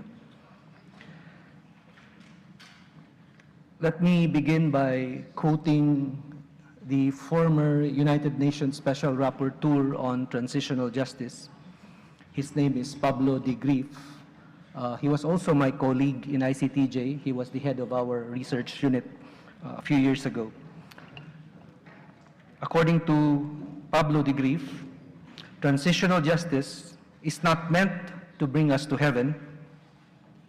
but it can help us get out of hell. I will leave you to consider that quote and then proceed to a couple of questions that I hope I can cover in time. The first one is, how should transitional justice in Armenia relate to the demands and expectations of its revolution? Like the Arab Spring, the Armenian Revolution wasn't an event that only happened in April last year. The context can be compared to the beginning of the Arab Spring in the Middle East and North Africa. The Arab Spring is often said to have started in Tunisia in 2011, but the reality is that the Arab Spring began earlier in 2008 when working class families in the mining regions of Tunisia launched a strike to protest corruption in the hiring of workers in state-owned mining companies. The strike was violently suppressed, leading to several deaths and injuries, but it marked the beginning of a revolution. In Armenia, I understand that successive protests involving both corruption and economic grievances led to repression on one hand and a more emboldened civil society on the other. The deaths of several people in the 2008 protests and the successful Electric Yerevan protests, as well as other justice-seeking efforts, I think contributed to the 2018 revolution. The grievances of the revolution are inextricably related to each other. The grievances against corruption led to protests, when these protests were violently attacked, it led to grievances over human rights violations, including violations not only of civil and political rights, but also of economic and social rights. Now, in most of the debate so far about transitional justice in Armenia, the focus has understandably been about what to do with alleged perpetrators of human rights violations and of corruption. It is not wrong to be concerned about due process. It is not wrong to be concerned about the right of alleged perpetrators to fair trials. It is also absolutely correct to try and maintain the independence of courts in every case, including in cases involving those who are alleged to have committed and are most responsible for corruption and human rights violations. But in a society where judicial independence has been an illusion, where state capture has been the norm, and where politicians and oligarchs have long enjoyed impunity, it is in fact the victims of human rights violations and the citizens who suffer the consequences of corruption who are equally in need of due process, entitled to fair trials, and deserve judicial independence. In designing transitional justice in Armenia, therefore, policymakers, civil society activists, and European and other international actors should therefore remember those who have not had a voice about justice in Armenia for so long. The families of those killed or injured in 2008, the victims of torture and of political detention, mothers in black, seeking the truth about why their soldiers' sons were killed away from combat, old pensioners who live in cold and hunger while oligarchs and their politician friends enrich themselves, rural communities who need access to basic social services, and students and young citizens who saw that their hope for a better future called for a revolution. The second question I would try to answer at this point is this: if Armenia's existing state institutions cannot be relied on to pursue accountability and justice for the grievances of the revolution, what can transitional justice offer? One of the most important achievements after the revolution in Armenia has been the rebuilding of trust in its executive and legislative branches of government. The outcome of the last election is a translation of the trust that Armenian citizens have placed in its leaders. It is important for that trust to in turn be repaid by the government through justice and accountability. Conventionally, justice and accountability is sought through the judicial branch of a government. But if that judicial branch has itself been a source of injustice and impunity in the past and is distrusted by most citizens, what can be done not only to pursue justice and accountability, but also to rebuild trust in the judiciary?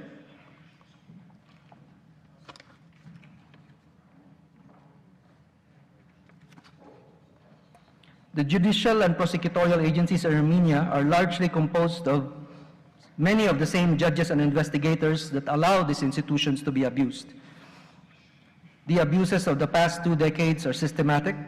and Armenia must look to reforms that are far-reaching, that reform entire institutions and not simply remove, prosecute, or punish individuals. In the end, institutional reforms may have to include the vetting of officials who are in control of agencies that ought to provide access to justice and accountability, including within the judiciary. The question, therefore, is not whether there should be vetting in the judiciary,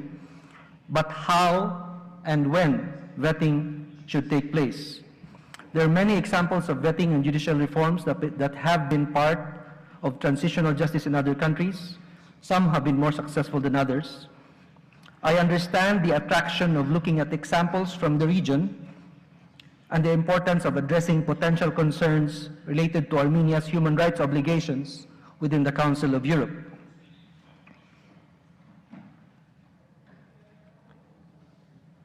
But the context of Armenia's transition, including the grievances of the revolution, might require a sensitivity to transitional justice approaches and not just to human rights standards applicable to the European Court of Human Rights. And some of these examples can be found in other countries and in transitional justice processes that have taken place outside of Europe because they have undergone transitions after authoritarian rule or in some cases after violent elections. Some of these examples include Argentina, which emerged from authoritarian rule many years ago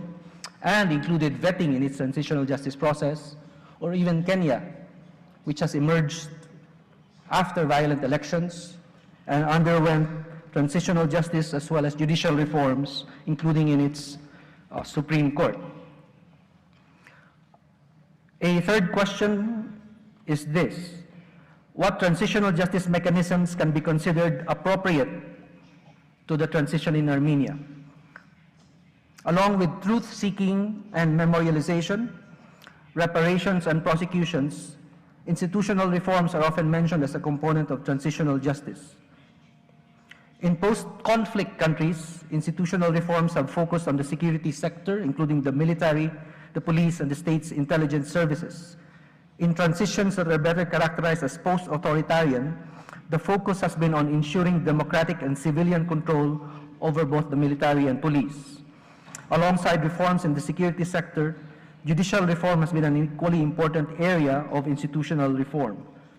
There are different approaches to judicial reform, and they have ranged, as I said, from the vetting of former officials to the creation of new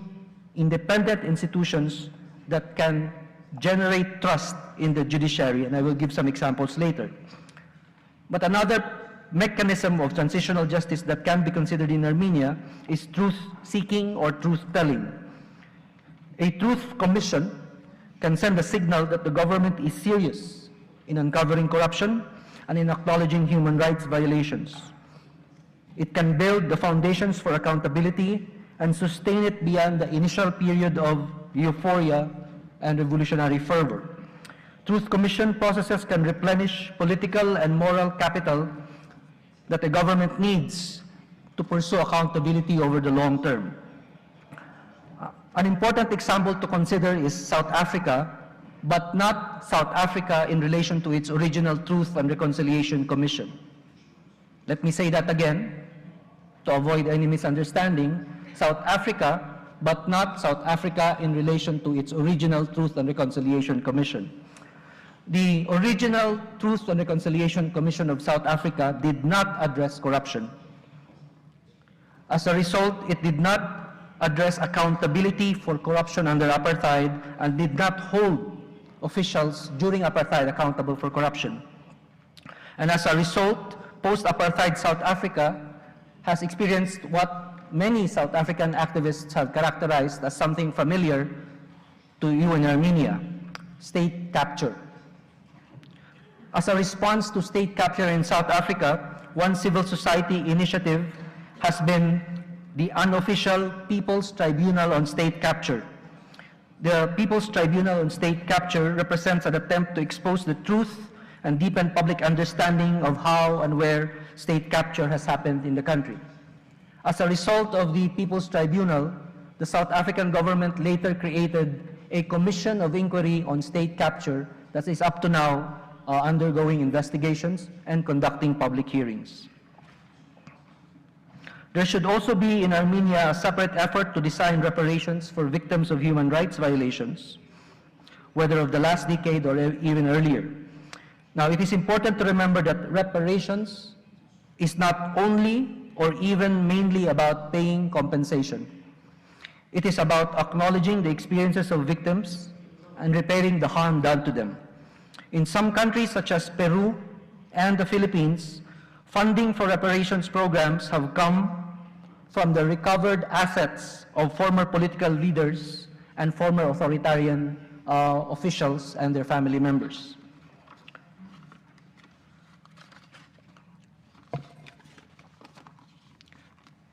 A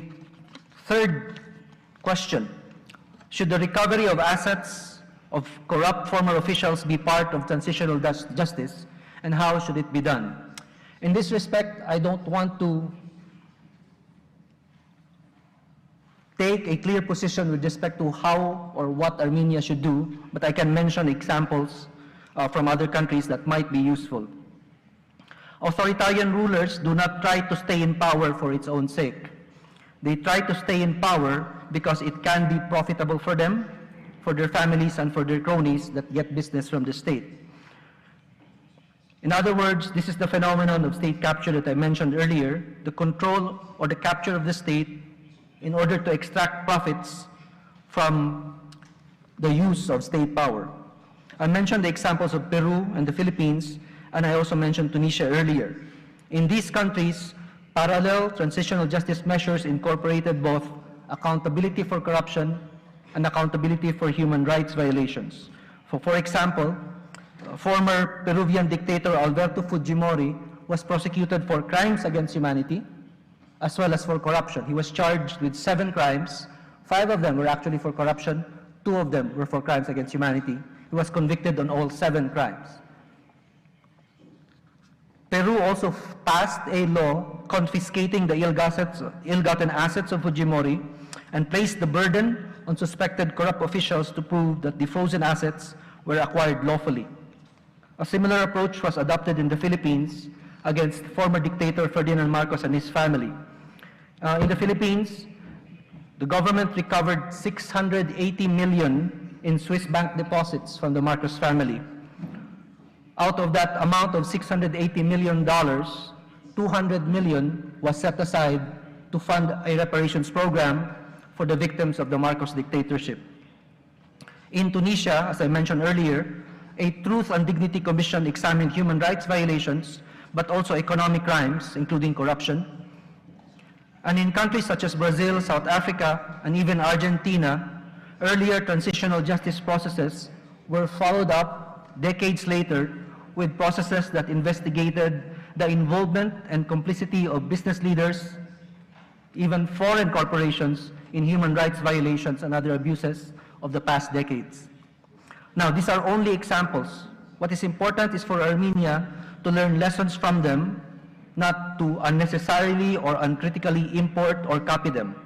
And what is more important is for Armenia to design institutional reform measures, including laws on asset recovery, civil asset forfeiture, and vetting that take into account a broader transitional justice strategy. And as a last and fourth point, there is no model for transitional justice, but there are lessons to be learned. In our work at ICTJ, we have seen time and again that transitional justice mechanisms must be designed in a way that responds to how citizens and victims articulate their demands and the way they define justice.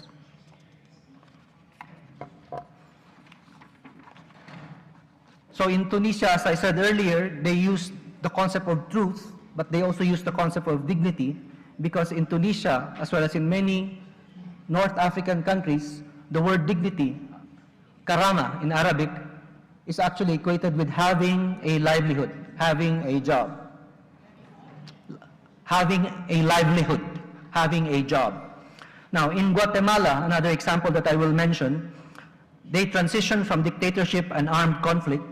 and found it necessary to try to vet judges that were involved in the dictatorship. The vetting process, however, became difficult because there was massive internal resistance within the judiciary. It was also difficult to conduct vetting in the police because the police remained notorious for human rights violations. As a transitional justice measure, Guatemala created an independent commission against impunity. In Spanish, it's called CICIG, C-I-C-I-G, CICIG. The government of Guatemala, after the dictatorship, entered into an agreement with the United Nations to create this commission called CICIG. Now, CICIG does not directly prosecute cases of corruption and human rights violations. Instead, CICIG provides international investigators to assist national investigators, and in turn, they assist national prosecutors who prosecute their cases within specialized courts. These courts are called high-risk courts. They're called high-risk courts because they cover corruption, organized crime, and human rights violations which might involve high officials or powerful criminal organizations that put a risk on witnesses, on prosecutors, and on judges. So CICIG works within these high-risk courts. In the 12 years that CICIG has operated in Guatemala, homicides were reduced by 32%. 60 criminal networks of organized crime were dismantled, and 680 individuals were charged, and many of them were convicted, including a former vice president, several cabinet officials, and former police officials. Now, these examples offer many valuable lessons, and they also point to the importance of timing and sequencing transitional justice measures, whether in Armenia or in any other country. But for Armenia, as well as any other country designing transitional justice, it will be important for the government to consult and to discuss, particularly with civil society, with poor and often voiceless communities, with victims' families, and ask them, what forms of justice do you need? What have been the broad social and economic consequences of corruption and the systematic as well as the day-to-day violations not only of civil and political rights, but of economic, social, and cultural rights as well.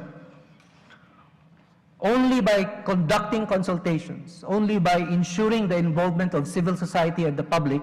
can transitional justice become a direct and meaningful response to the grievances of a revolution, whether it's the revolution that happened last year or whether it's a revolution in other countries. So let me end there, and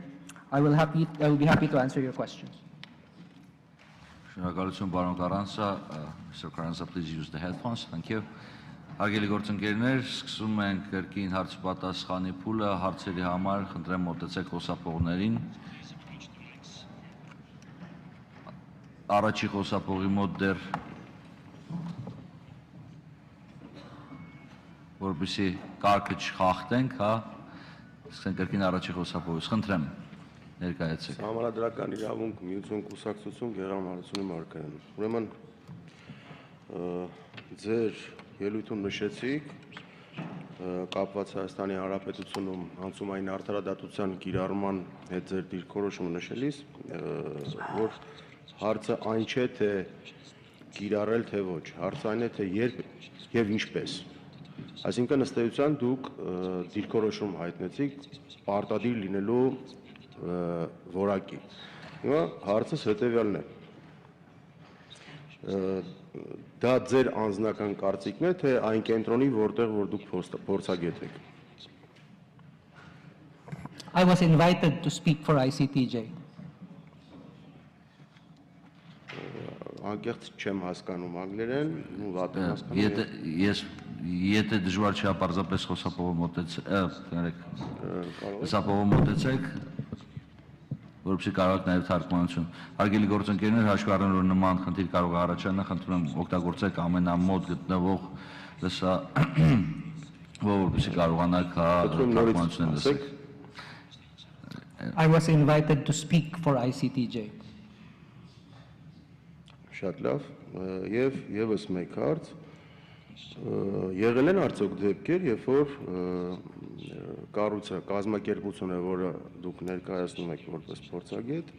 խորհուրդ տված չլինի կիրառել անցումային արդարադատություն։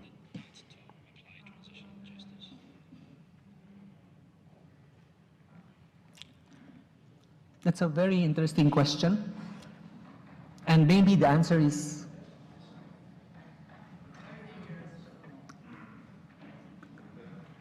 only partial. Partial in the sense that we may have recommended that certain types of transitional justice measures not be implemented, and not that they should not implement transitional justice at all. Եվ կարող եք մի օրինակ Շնորհակալություն, կներեք արձագանքի հնարավորություն չկա, հարցեր հնչեցել եք, շնորհակալություն, խնդրեմ պարոն Զարեքյան։ Ներկայացել եմ երևել չներկայանամ, երկու հարց միջազգային փորձագետին, առաջինը վերաբերում է միջազգային փորձին կապված անցումային արդարադատության գործիքների ընտրության հարցում ինչ հետազոտություններ են անհրաժեշտ իրականացնել, որպեսզի դատական համակարգի իրական խնդիրները բացահայտվեն, քանի որ հասկանում ենք, որ ի տարբերություն մյուս իշխանության թևերի, քաղաքական իշխանության թևերի, սա մասնագիտական եւ ավելի փակ իշխանության ճյուղ է եւ հանրությունը իրական հնարավորություն չունի դատավորներին ավելի լավ ճանաչելու եւ լսելու նրանց եւ սրանից բխում է նաեւ այն հարցը, թե դատավորները ինչ մասնակցություն պետք է ունենան այդ հետազոտություններին եւ անցումային արդարադատության գործիքակազմը ընտրելու հարցում, ովքեր ամենամոտն են կանգնած այդ խնդիրներին, եւ երկրորդ հարցը, եթե կարելի է պատասխանեք այն հարցին, թե ինչ եղանակներով եւ չափանիշներով պետք է ընտրվեն վեթինգ իրականացնողները, շնորհակալություն։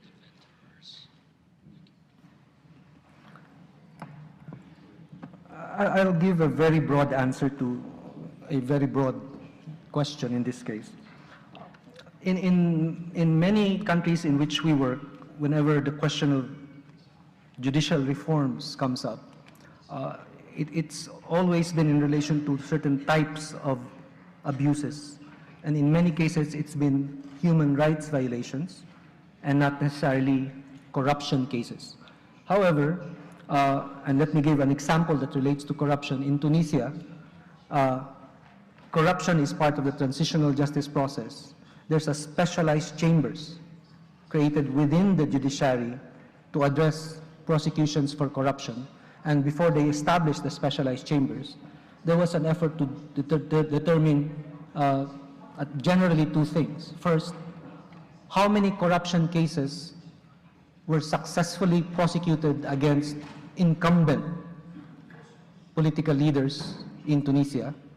So a mapping of that. And the second aspect was, what is the capacity of the judges and prosecutors in Tunisia to prosecute corruption cases more generally? And this helped decide whether a vetting of judges was needed in Tunisia or whether a specialized chamber was needed to address corruption. And so, as you now know, the decision was to create the specialized chambers. Are judges involved? In that example I gave you, yes. There is a union of judges in Tunisia. In other words, there's an association of judges. And they were involved, in fact, in the discussions around whether a vetting is possible or whether a specialized chamber should be created. And then your last question, who are the vetters?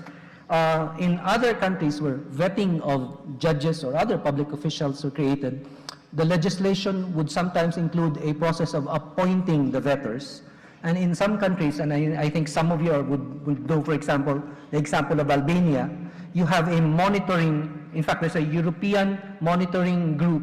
that monitors the vetting process in Albania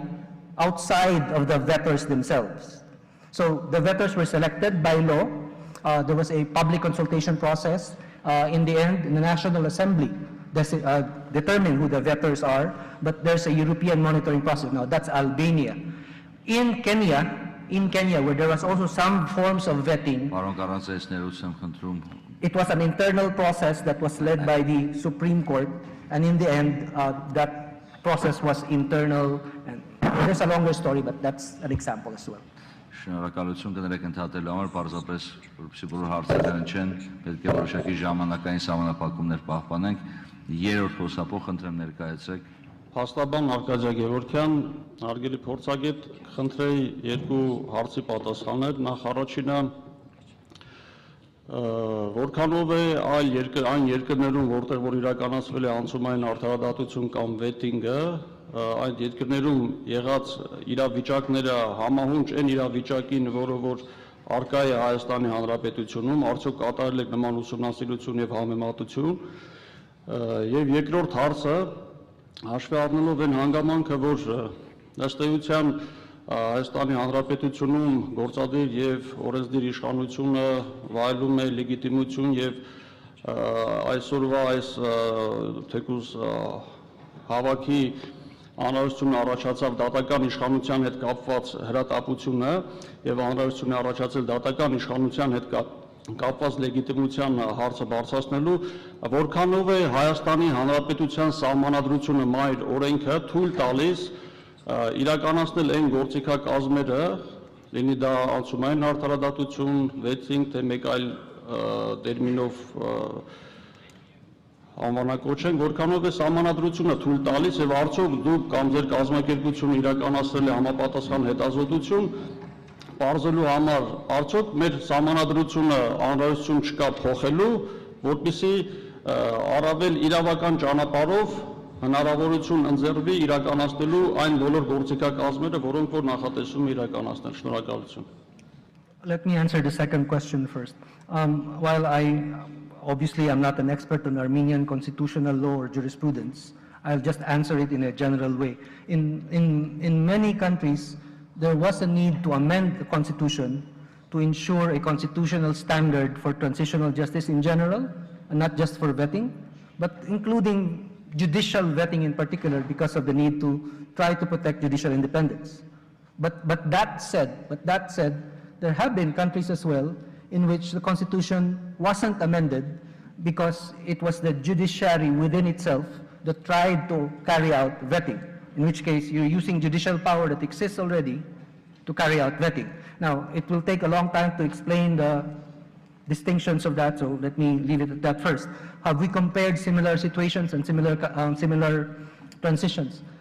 Generally, yes. That's why the categories are post-conflict or post-authoritarian. I don't want to go into a debate of to what extent Armenia was authoritarian in the past, but I think there's some general agreement that there were authoritarian qualities in the previous government of Armenia. Now, we've worked in a range of countries. I work in Iraq, for example, where there was a general vetting law that applied to all members of the Ba'athist party of Saddam Hussein. And that was a very difficult law that in the end couldn't really be implemented without terrible consequences. On the other hand, in Argentina, they carried out judicial vetting within the judiciary, were able to remove a number of judges, and were able to prosecute certain human rights cases. So you have a range of examples that can range from countries like Iraq to countries like Argentina or the countries that I mentioned earlier. Շնորհակալություն, առաջի խոսափող, խնդրեմ ներկայացեք։ Aram Ayvazyan, climate reality leader, personally trained by former US Vice President Al Gore. I lived in Latin America, and you mentioned a lot about Guatemala. I wonder whether Rios Mondi, the ex-leader of Guatemala, who is accused of genocide, his trial is within the transitional justice. That is the first question. And the second question is about Colombia. I see that there is a kind of ignorance to Colombian transitional justice example. So I would like to know what you think of it and whether we can draw parallels between Colombia and Armenia. Thanks a lot. Sure, let me answer the second question, and apologies for oversimplifying the answer. I didn't discuss the Colombian example because it's really more of a post-conflict example arising from a peace agreement. Maybe perhaps there are lessons to be learned around the creation of a truth commission and a separate justice and peace court, but that's useful as it is. Now, Rios Montt and his trial, yes, it was a part of the transitional justice process, and for those of you who have looked at that, it was a difficult trial because there was resistance all the way, even after he was convicted. It was reversed and he had to be tried again, but he couldn't be convicted because he died. So there you have problems. If you only rely on prosecutions to pursue accountability, one lesson here is that people die, perpetrators of human rights violations die, people charged of corruption die. You need not alternatives, you need other equally important transitional justice processes, some of them that I mentioned. Շնորհակալություն, երկրորդ խոսափող, խնդրեմ ներկայացեք։ Գալստյան Վահան, ճարտարապետության և շինարարության Հայաստանի ազգային համալսարանի դասախոս։ Հարգելի պարոն Կարանզա, այսօր Հայաստանի Հանրապետության իշխանությունը ունի քաղաքական կամք կիրառելու անցումային արդարադատությունը և առհասարակ վեյթինգը որպես անցումային արդարադատության գործիքակազմ, ինչ է կարծում որպես փորձագետ, առավել մաքսիմալ սերմ ժամկետը վեյթինգի կիրառման որն է։ Շնորհակալություն։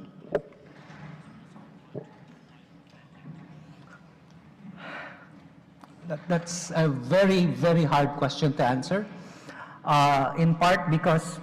I obviously cannot claim to know how fast or how slow this current Armenian political configuration will work. but also because vetting in general will always encounter resistance. The example I gave earlier, Albania,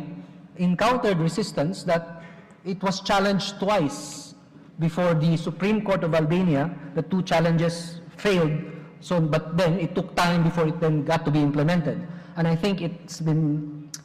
2 years maybe that the vetting process has been going on. So it's not going to be, I think, and I'm saying this at the risk of being very, very wrong, it's not going to take months only.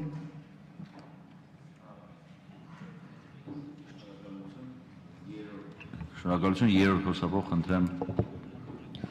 Նախ նշեմ, որ ինձանից առաջ մի հարց հնչեց, որին պարոն Կարանզյան չպատասխանեց, կուզեմ հիշեցնել, որտեղ այդ հարցը ինձ էլ էր հետաքրքրում։ Այն հարցն էր, թե եթե ուսումնասիրություններ եք կատարել Հայաստանում իրավիճակը որքանով է նման մյուս երկրների իրավիճակին, որտեղ որ դուք պարոն Կարանզա փորձագետ եք եղել, եւ եթե այդպես է, խնդրում եմ նաև պատասխանեք, թե ինչ չափանիշներով եք ասում, որ Հայաստանում ավտորիտար ռեժիմ է, ներկայացրեք այդ չափանիշները։ Ուզում եմ այստեղ նշել, որ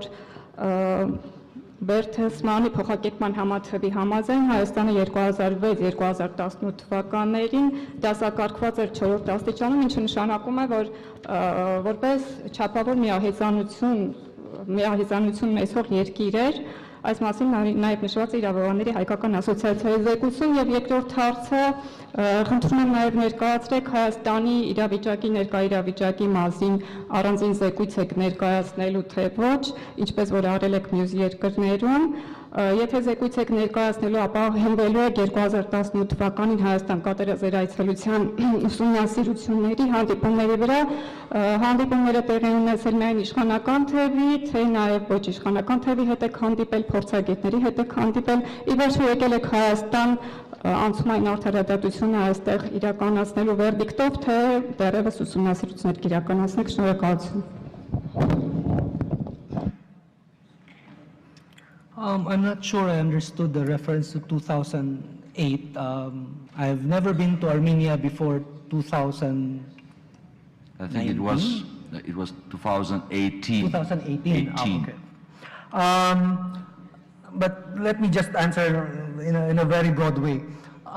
The reason I mentioned a couple of countries, Peru, Tunisia, the Philippines, these were countries that emerged from authoritarian governments. Now, I don't think there's an exact measure of authoritarianism in which we can say absolutely this government is authoritarian, this government is less authoritarian. Perhaps you can compare governments, perhaps you can scale them, but they're not going to be absolute. Now,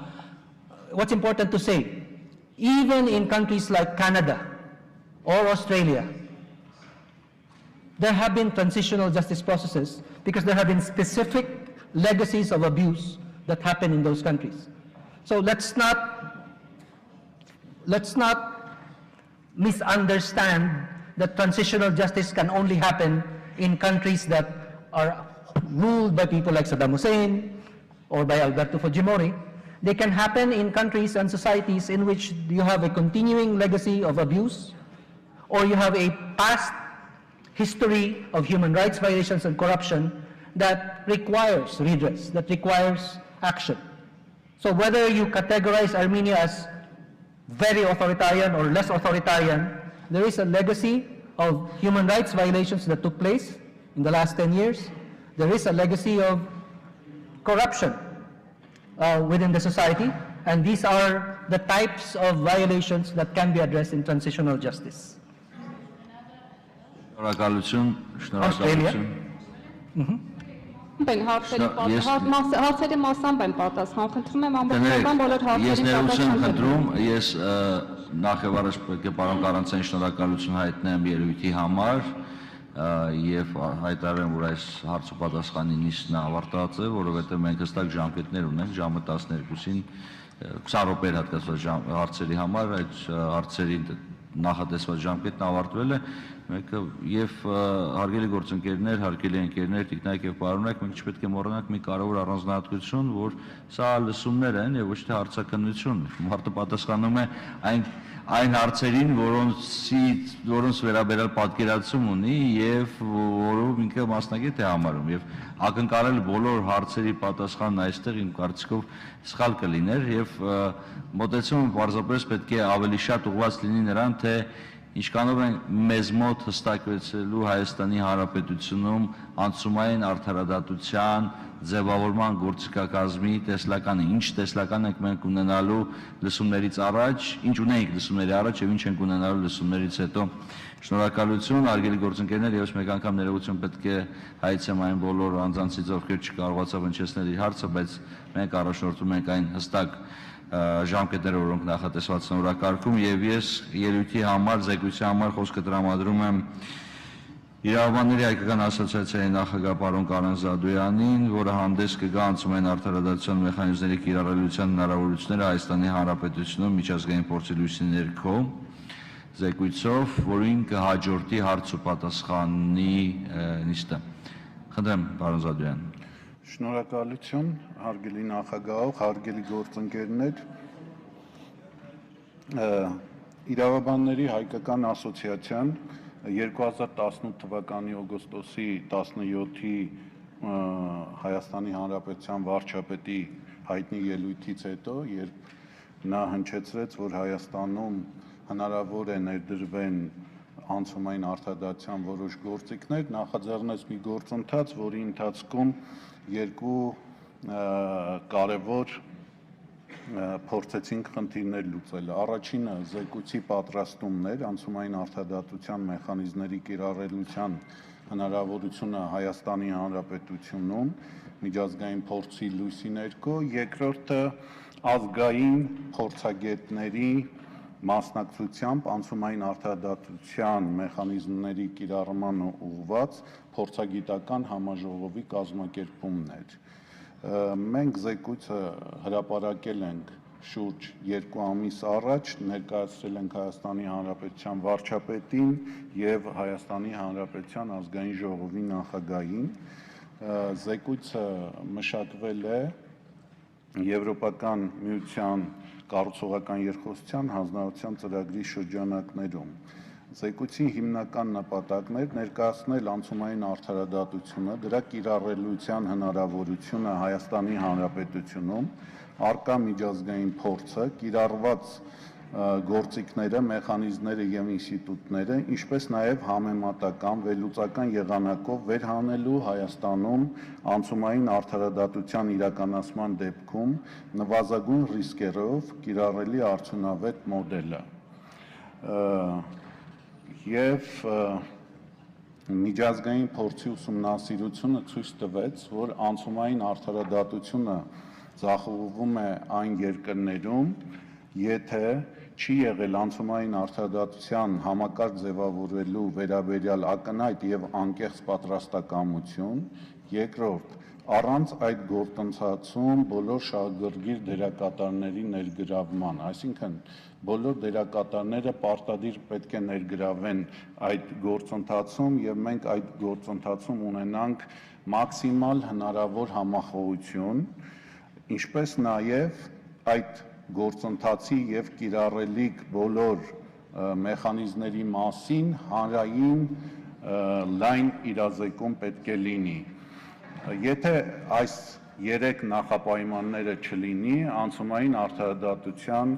գործիքների կիրառմամբ հնարավոր է ձեռք չբերվեն այն նպատակները, ինչ նպատակներ դրվում է։ Եվ մենք սա գիտակցելով ուսումնասիրել ենք շուրջ 35 երկրների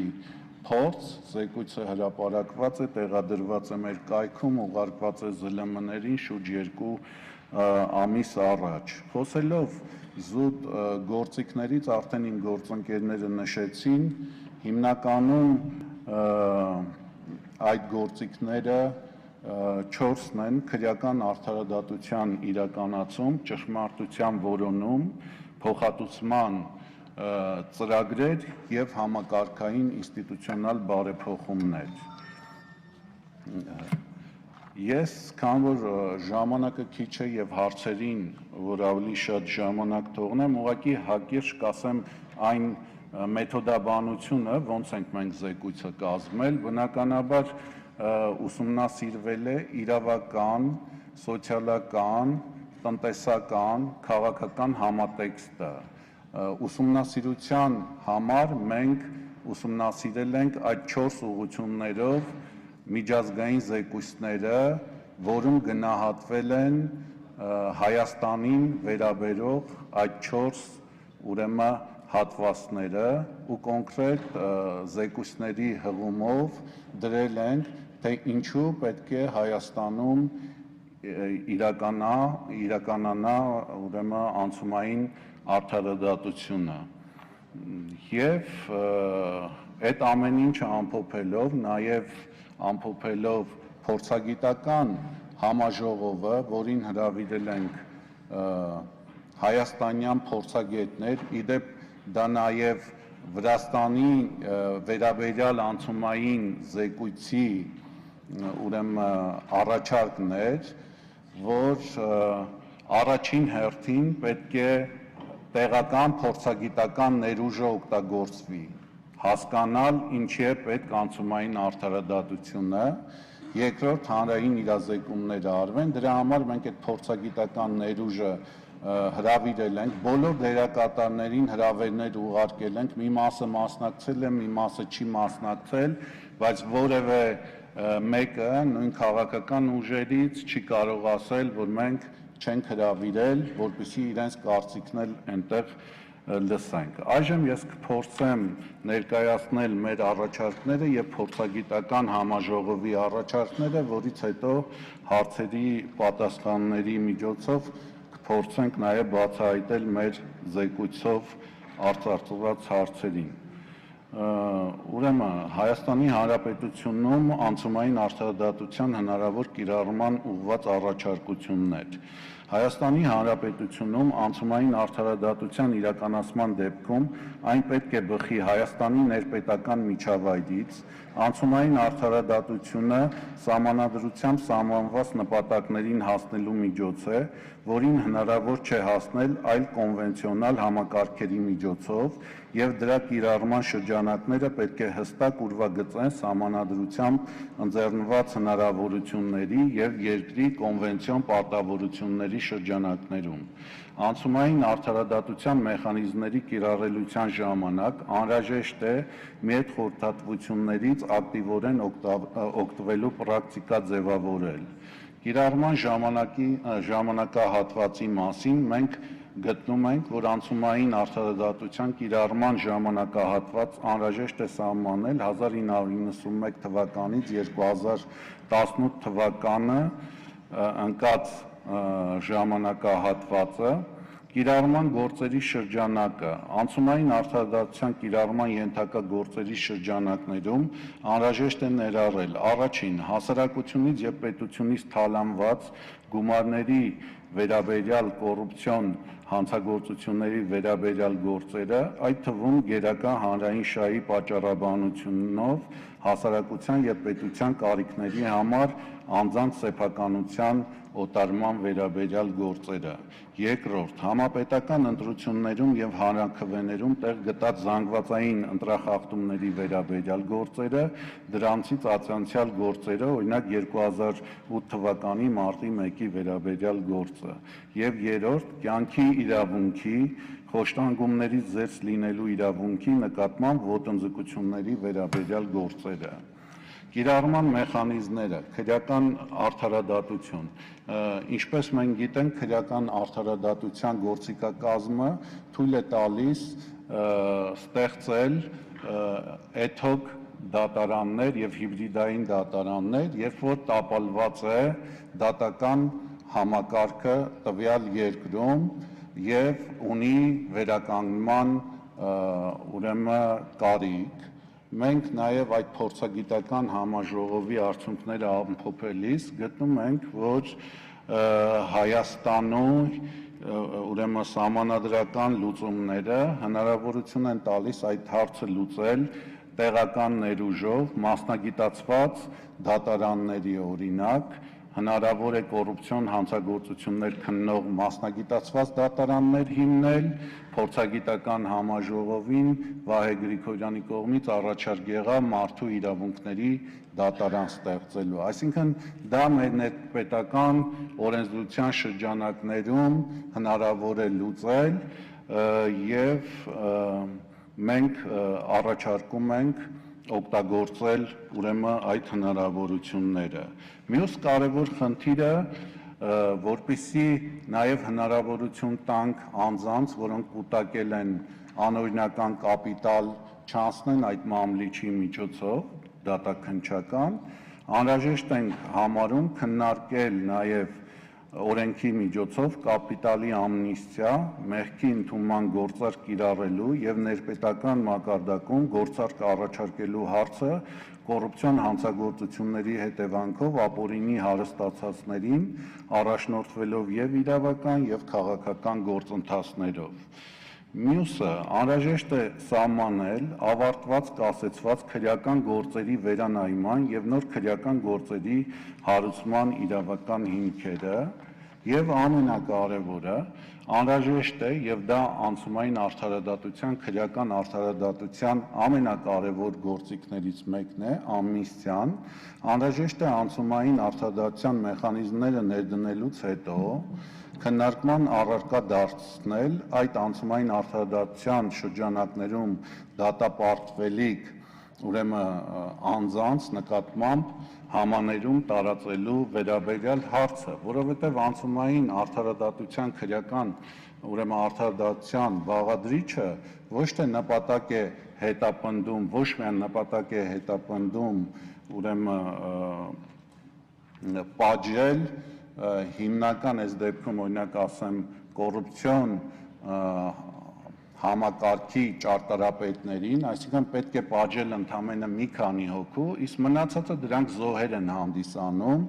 եւ այդ զոհերին հնարավորություն պետք է տալ նաեւ ամնիստիայի միջոցով, ուրեմն եթե նրանք կվերադարձնեն այդ գողացված կապիտալը, նաեւ հնարավորություն տալ այդ մարդասիրական միջանցքով ուրեմն դուրս գալ։ Մյուս կարևոր ուղղությունը դա ճշմարտության որոնումն է, մենք նաև փորձագիտական համաժողովի արդյունքներով առաջարկում ենք Հայաստանի Հանրապետությունում ընդունել ճշմարտության եւ հաշտեցման հանձնաժողովի մասին օրենք եւ այն գործերի շրջանակը, որ առաջարկեցինք, այդ գործերով իրականացվի փաստահավաք, որովհետև ճշմարտության հանձնաժողովները դրանք քվազի դատական ֆունկցիա ունենալ չեն կարող, դրանք միջազգային փորձը ցույց է տալիս, որ փաստահավաք մարմիններ են, եւ այդ փաստահավաք մարմինները կարող է ձևավորվի եւ այն ժամանակահատվածին, որը նշեցի, այդ ընթացքում հնարավոր լինի նաեւ բացահայտել ճշմարտությունը, որովհետեւ յուրաքանչյուր ժողովուրդ երկրի քաղաքացիներ իրավունք ունեն նաև իմանալ իրական ճշմարտությունը այդ ժամանակահատվածի վերաբերյալ, բայց այստեղ միայն ճշմարտության իմանալու խնդիրը չէ, այստեղ հաշտեցման խնդիրն է եւ հանրությունը նաև պետք է այս գործիքակազմի շնորհիվ ուրեմն գա հաշտեցման։ Մյուս հանձնաժողովի ստեղծելու համար իհարկե մենք առաջարկում ենք չափորոշիչներ, դրանք ինտեգրիթի ուրեմն բարեվարկության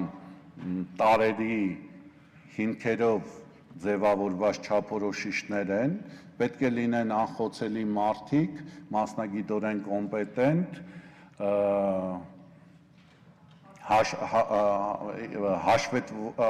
բարձր հաշվետվողականությամբ եւ թափանցիկությամբ, այդ թվում ֆինանսական,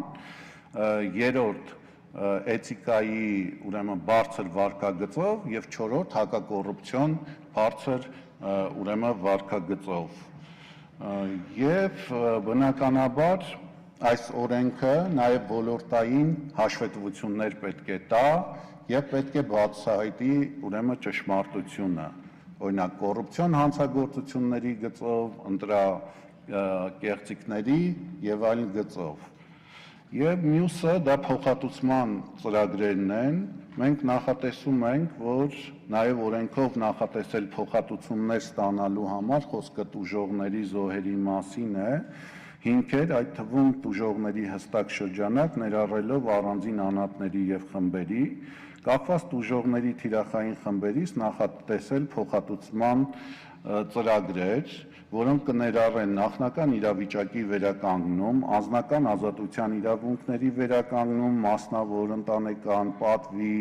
բարի համբավի, անձեռամխելիության եւ այլն, կոմպենսացիա, ֆինանսական կամ համարժեք նյութական փոխհատուցումներ, ռեաբիլիտացիա, անվճար բժշկական, հոգեբանական եւ այլ վերականգնողական ծառայություններից օգտվելու հնարավորություն, փոխհատուցումների տրամադրումը պետք է դիտարկել որպես համալիր իրականացվող միջոցառումներ եւ յուրաքանչյուր տարվա Հայաստանի Հանրապետության պետական բյուջեի առանձին տողով միջոցներ հատկացնել հիշյալ անձանց կամ խմբերին փոխհատուցում տրամադրելու համար։ 4. Խորհրդանշական միջոցներ կիրառել հրապարակային ներողությունների, հայցման, հիշատակի օրերի սահմանման, անհրաժեշտության դեպքում հուշակոթողների, թանգարանի կառուցման, ցուցադրությունների կազմակերպման եւ այլ միջոցներով։ Կարևոր է նաեւ կոռուպցիոն հանցագործությունների կատարման միջոցով հետևանքով պետությունից թալանված ակտիվների վերականգնումը եւ դրանց օգտագործումը հանրօգուտ նպատակներով, հատուկ այդ նպատակների համար բացված սոցիալական, կրթական, առողջապահական եւ այլ ոլորտներում հատուկ այդ նպատակով պետության արդեն նշեցի ստեղծված հիմնադրամների միջոցով։ Եվ 4-րդ մեխանիզմը դա իմ գործընկերները նշեցին եւ ես սա ամենակարևորն եմ համարում, դա համակարգային ինստիտուցիոնալ բարեփոխումներն են, հիմնականում այդ բարեփոխումների շրջանակներում ներառվում է լյուստրացիան, վեթինգը, հասարակական ակտիվիզմը, ինչպես նաև օրենսդրական բարեփոխումները, հիմնական նպատակն է ստեղծել այնպիսի ինստիտուցիոնալ մեխանիզմներ, հիմքեր, որպեսզի նախկինում կատարված իրավախախտումները ել երբևէ ուրեմն չկրկնվեն։ Լյուստրացիայի մասով քննարկումները նաև մեր փորձագիտական համաժողովում այս փուլում տեղական փորձագետները, ազգային փորձագետները գտնում են, որ մարդու իրավունքների պաշտպանության առումով խոցելի է, քանի որ այստեղ խոսքը գնում է կոլեկտիվ մեղքի եւ պատասխանատվության մասին, չնայած մարդու իրավունքների եվրոպական դատարանը նույն Մերձբալթյան հանրապետություններում իրականացված լյուստրացիայի գործերով ունի մի քանի նախադեպեր, որոնցից մեկը Լիտվայի գործով, օրինակ ասում է, որ դա պետք է դիտարկենք ժամանակավոր միջոց, այսինքն ոչ թե պետք է մշտական արգելվի այդ անձանց մուտքը պետական համակարգ, այլ դա պետք է ժամանակավոր լինի։ Եթե ժամանակավոր է, ուրեմն նաև հնարավոր է իրականացնել։ Մեր փորձագետների խորհրդատվությամբ գտնում ենք, որ այս փուլում ավելի անխոցելի է իրականացնել վեթինգ, գնահատում, եւ մենք առաջարկում ենք այն իրականացնել դատական եւ իրավապահ մարմիններում, չնայած վարչապետի կողմից հնչեցվել է առաջարկ միայն դատարաններում իրականացնել, կարծում ենք, որ դա համակարգային չէ, եթե մենք մտնում ենք վեթինգի տակ, մենք պետք է կարողանանք այդ գնահատումը իրականացնել գոնե մինիմում իրավապահ մարմիններում եւս եւ դա պետք է զուգորդվի դատաիրավական խորը համապարփակ բարեփոխումների իրականացմամբ։ Ես չեմ կարծում, որ վեթինգի իրականացումը դա նվաստացուցիչ է, հակառակ նույն այսօրվա մեր դատական օրենսգիրքը պարունակում է դրույթներ, որ 5 տարին մեկ դատավորները ենթակա են գնահատման, այդ թվում մասնագիտական, էթիկայի վարքագծի կանոնների վերաբերյալ, ասեմ ավելին, նաև հնարավորություն է տալիս, որ դատավորները իրենք տարին մեկ անգամ դիմեն, որպեսզի իրենք գնահատվեն։ Սա ինչ է նշանակում, որ սա առաջին հերթին հարկավոր է դատավորներին, որովհետև վեթինգի պրոցեսից իրենք դուրս են գալու շատ ավելի ուժեղացած, շատ ավելի վստահություն ստացած, որովհետև վեթինգը հնարավորություն է տալիս վերականգնել տվյալ դեպքում օրինակ դատական իշխանության ուրեմն բարի համբավը վստահելությունը մեր քաղաքացիների շրջանակներում եւ վեթինգ իրականացնելու համար նույնպես կա տարբեր երկրների փորձ, այս վերջերս ակտիվ նաեւ քննարկվում էր տարբեր սոցհարթակներում Ալբանիայի փորձը, իհարկե փորձերը կան, դրանք եւ կարող է ձախողված լինեն եւ հաջողված, ես ցանկանում եմ մեկ բան նշել ավարտից առաջ, որ այո, մենք պետք է այդ փորձերից դասեր քաղենք, բայց այն համակարգը, որ պետք է ընդունենք, դա պետք է լինի հայկական անցումային արդարադատության համակարգ, դա պետք է լինի սուվերեն մեր երկրի ուրեմն համակարգը եւ այն պետք է իրականացնեն նույն վեթինգը մեր ազգային փորձագետները, կարող են ներգրավել սփյուռքահայ փորձագետները, իսկ միջազգային արտասահմանյան փորձագետների համար մենք բաց ենք լինելու, իրենք խորհուրդ կտան մեր պատկան մարմինները տվյալ դեպքում վեթինգի հանձնաժողովի անդամները իրենք կորոշեն թե ինչ չափով դա կօգտագործեն։ Շնորհակալություն։ Շնորհակալություն, պարոն Զադոյան։ Անմիջապես սկսում ենք հարց պատասխան նիստը, խնդրեմ առաջին խոսափող ներկայացեք։ Հարությունյան Արմեն, փաստաբան, շնորհակալություն հետաքրքիր զեկույցի համար, հարցս միջազգային փորձին է վերաբերվում, որը ցավոք չհասցրեցի միջազգային մասնագետին հարցնել, ուրեմն արձանագրվել են կամ ձեզ հայտնի են արդյոք դեպքեր, երբ անցումային արդարադատության միջոցով անցած դատական իշխանության նկատմամբ երկրորդ անգամ անցումային արդարադատություն իրականացնելու անհրաժեշտություն է ծագել, այսինքն այն անկախությունը եւ այն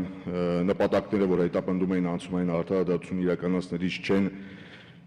ուրեմն ձեռք բերվել եւ հակառակը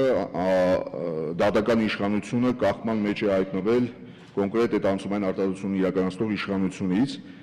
եւ երկրորդ ինչ երաշխիքներ ունենք, որ նման իրավիճակ Հայաստանի Հանրապետությունում չի լինի։ Շնորհակալություն։ Տեսեք, ես անձամբ ծանոթ չեմ նման փորձի, որ երկրորդ անգամ է իրականացվել, բայց կարող եմ անցումային արդարադատության մյուս գործիքակազմից ասեմ նման փորձ ճշմարտության որոնումից, Չիլիի հայտնի օրինակը, երբ Պինոչետի վարչակազմից հետո ստեղծվեց ճշմարտության հանձնաժողովը, առաջի փուլում խնդիր էր դրված, որպեսզի բացահայտվեին սպանությունները ու անհետ կորածները եւ այդ հանձնաժողովում ներառվեցին 4 հոգի նախկին Պինոչետի վարչակարգից, 4 հոգի այդ ներկա վարչակարգից, իրենք 1 տարվա ընթացքում շատ փայլուն աշխատանք կատարեցին եւ այնքան արդյունավետ էր աշխատանքը, որ դրանից հետո 2 տարի հետո ստեղծվեց նոր հանձնաժողով արդեն բացահայտելու խոշտանգումների դեպքերը ոչ թե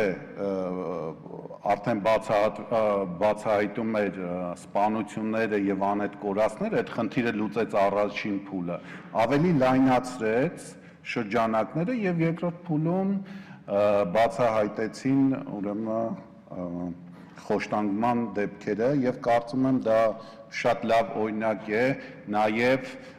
համախոհության տարբերակով, որովհետեւ ճշմարտությունը բացահայտելու համար նաև պետք է ներգրաված լինեն նախկին վարչակարգի ուրեմն անդամներ, սա զուտ Պերուի Չիլիի փորձից։ Երկրորդ խոսափող խնդրեմ պարոն։ Սամ Սարգսյան, դեմոկրատական կուսակցություն։ Ինչպես գիտեք, բարի նպատակներով է հարթված ճանապարհը, գիտեք, որ է տանում։ Հիմա մենք գալիս ենք մի շատ կարևոր հանգրվանի, երբ որ իրոք անհրաժեշտ է ամբողջային տարիների ձևավորված համակարգը կազմաքանդել։ Սակայն եթե փորձը դուք ուսումնասիրել եք, ապա ինձ շատ հետաքրքիր է, թե մեր հասարակական հարաբերությունների մակարդակը ուսումնասիրվել է, թե ոչ։ Ինչպիսի հետևանքներ եք դուք տեսնում, եթե մենք ձախողվենք։ Եվ բացի դրանից վեթինգի արդյունքում պատկերացնենք, որ 60-ից 70% այդ դատավորները չանցան, մենք նրանց մերժեցինք, հա, եւ ունենք արդյոք այն կադրային բազան, որը ազնիվ են, սկզբունքային են, արհեստավարժ են, անկաշառ են, որոնք պետք է գան եւ փոխարինեն նրանց։ Այսինքն ինչպիսի ժամանակային նաեւ ժամանակացույց եք պատկերացնում, թե ինչքան ժամանակ է տևելու այս ամբողջ process-ը եւ ինչ հետևանքներ է ունենալու նաեւ տնտեսության զարգացման վրա։ Տեսեք, ես ասացի արդեն, որ մենք զեկույցում մատնանշել ենք քաղաքական, իրավական, տնտեսական, սոցիալական համատեքստի վերաբերյալ միջազգային բոլոր զեկույցների անդրադարձը, դրա համար դրան չեմ ուզում անդրադառնալ, ընդհանրապես ես ցանկանում եմ նշել հետևյալը, որ եթե բնականաբար պետք է համախոհություն լինի, մասնագիտական քննարկումներ, հանրային լայն իրազեկում, բայց դա մեր ժողովրդի սուվերեն իրավունքն է, եթե մեր մասնագետները կորոշեն, որ դա սահմանադրության փոփոխության պետք է արվի, դրանից բարձր սուվերեն ուժ չկա, եթե ժողովուրդը որոշելու է, որ դատական համակարգում վեթինգը իրականացվելու, ուրեմն դա իրականացվելու է ու այդտեղ որևէ խնդիր, ռիսկ չկա։ Ես չեմ ասում, որ այսօր հնարավորություն չկա օրենսդրական մակարդակում իրականացնել այսօրվա սահմանադրական լուծումների շրջանակներում, սա պետք է լուրջ քննարկվի եւ իրականացվի։ Կապված դատավորների մասով։ Այսօր բացառիկ պատուհան է ստեղծվում ոչ բարեխիղճ դատավորների համար իրենց կամքով հեռանալ դատական համակարգից։ Բացառիկ հնարավորություն է մինչև այդ գործիքակազմերի կիրառումը, ես հուսով եմ, որ շատ դատավորներ իրենք ինքնուրույն դուրս կգան այդ համակարգից։ Իսկ վեթինգով անցած դատավորները իրենք ավելի ուժեղանալու են, ես արդեն դա նշեցի, եթե ճիշտ է իրականացվում, բարձր կոմպետենտություն է դրվում սրա տակ, բարեխղճություն է դրվում, ունենալու են կամք, հետևողականություն մինչև վերջ դա իրականացնել, ես ռիսկերը գնահատում եմ մինիմալ։ Եթե ոչ, այո, հնարավոր է նաև ռիսկեր առաջանան հետևանքների առումով։ Հարգելի գործընկերներ, միջև խոսքը հաջորդ հարց տվողին փոխանցելը եւ քարտուղարությանը եւ պարոն Զադոյան, եթե խնդրեմ սահմանափակենք պատասխանները 1 րոպեով, եթե դեմ չեք, որտեղ շարանը շատ մեծ է եւ հարցերի ավելի լավ է մենք հնարավորինս սեղմ պատասխանենք, քան թողնենք հարցեր, որոնք մնում են անպատասխան, խնդրեմ երրորդ խոսափող։ Ժողովրդավարական համախմբում կամ Ասատիրյան, շնորհակալություն պարոն Զադոյան, ես մի քանի գրառում եմ արել, մի երկուսին ոնց որ դուք ընթացս անդրադարձակ, բայց ամեն դեպքում նպատակահարմար եմ գտնում եւս մեկ անգամ հնչեցնելու, պատասխան լսելու։ Ոնց հասկացա, դուք ասում եք, որ սահմանադրականության հարց ոնց որ թե չկա, ես ցավում եմ, որ չեմ հասցրել ուսումնասիրել ձեր զեկույցը, որը որ հրապարակված է եղել, քննրի մի հատ մասով պատասխանել։ Բողոքարկման ենթակա լինելու են այդ հանձնաժողովների կամ համապատասխան կառույցների, որոնք որ ստեղծվել են, դրանց ընդունած ակտերը բողոքարկման ենթակա լինելու են, թե ոչ, եւ ոնց են բողոքարկվելու։ Եվ արդարադատության իրականացման մասով դուք ասացիք, որ մասնակից են դառնում նաեւ այլ մարմիններ, բիցուկ դատախազական համակարգը, նաեւ քննչական ապարատը, ԵԱՊ-մարմիններ դուք ասացիք, այդ մասով իրենք ներգրաված լինելու են գործընթացում, թե ոչ, եւ ուսումնասիրություն կա, արդյոք որքան մարդ է ներգրաված առհասարակ լինելու, եթե նրանք էլ ընդգրկված լինեն, եւ դատավորների ու նաեւ այդ մարդկանց մերձավոր ազգականները փոխկապակցված անձինք նույնպես անցնելու են, թե ոչ, հստակ ժամկետ նաեւ իրականացման նշվելու է, թե ոչ, օրենքում։ Շնորհակալություն։ Շնորհակալություն։ Ես նշեցի, որ սահմանադրությամբ այսօր էլ հնարավոր է անցումային արդարադատության որոշ գործիքների իրականացումը, օրինակ ազգային ժողովը կարող է ճշմարտության եւ հաշտեցման հանձնաժողով օրենքով ստեղծել եւ իրականացնել։ Վեթինգի առումով դատական իշխանության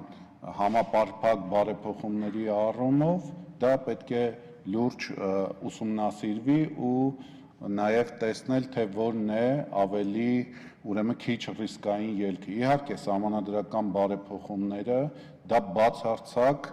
որևէ ռիսկ չպարունակող ուրեմն խնդիրը լուծում է։ Կապված բողոքարկման հետ իհարկե միջազգային փորձն է ցույց տալիս, նույն Ալբանիայի փորձը, որ դատավորները պետք է ունենան բողոքարկման իրավունք եւ դա վենետիկյան հանձնաժողովի կարծիքում նույնպես արտահայտվում է նրանց սահմանադրական դատարանին ուղղված, արդյոք պետք է ներգրաված լինեն ազգականները, թե ոչ, եթե կապված է գույքի եւ թափանցիկության հետ վերաբերյալ հարցերում, կարծում եմ այո, պետք է նրանք ներկայացնեն այդ հիմնավորումները։ Գոնե այն մասով, ինչ որ մինչև հիմա հրապարակված է, չէ, բոլորը հրապարակման ենթակա են։ Շնորհակալություն, առաջի խոսափող խնդրեմ։ Դավթյան Արմեն, Մոսկվայի պետական համալսարանի Երևանյան մասնաճյուղի ուսանող։ Պարոն Զադոյան, մեկ այսպեսի ձեզ հարց տամ, ուրեմն նշվում էր անցումային արդարադատության որոշ գործիքների մեջ այդպես ad hoc դատարանների կոնցեպտ ստեղծել, այսինքն նման ad hoc դատարաններին։ Իսկ չեք կարծում, որ բացի այդ ad hoc դատարաններ ստեղծելու հետ մեկտեղ մենք պետք է նաև հին համակարգը բարեփոխենք, քանի որ կոնկրետ կլինի մարդկանց իրավունքների ոտնահարում այն մարդկանց, որոնք անցնում են տուժող այլ հոդվածներով հարուցված քրեական գործերով։ Տեսեք,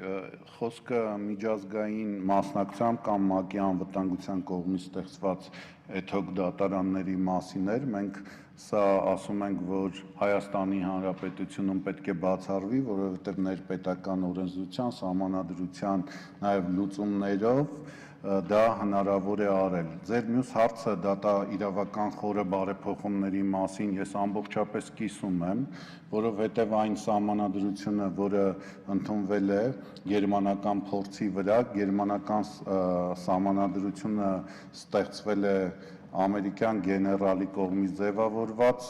ուրեմն խմբի կողմից երկրորդ համաշխարհային պատերազմից հետո այն ուրեմն չի կարող հիմք հանդիսանալ մեր նման ունիտար պատերազմական հարաբերությունների մեջ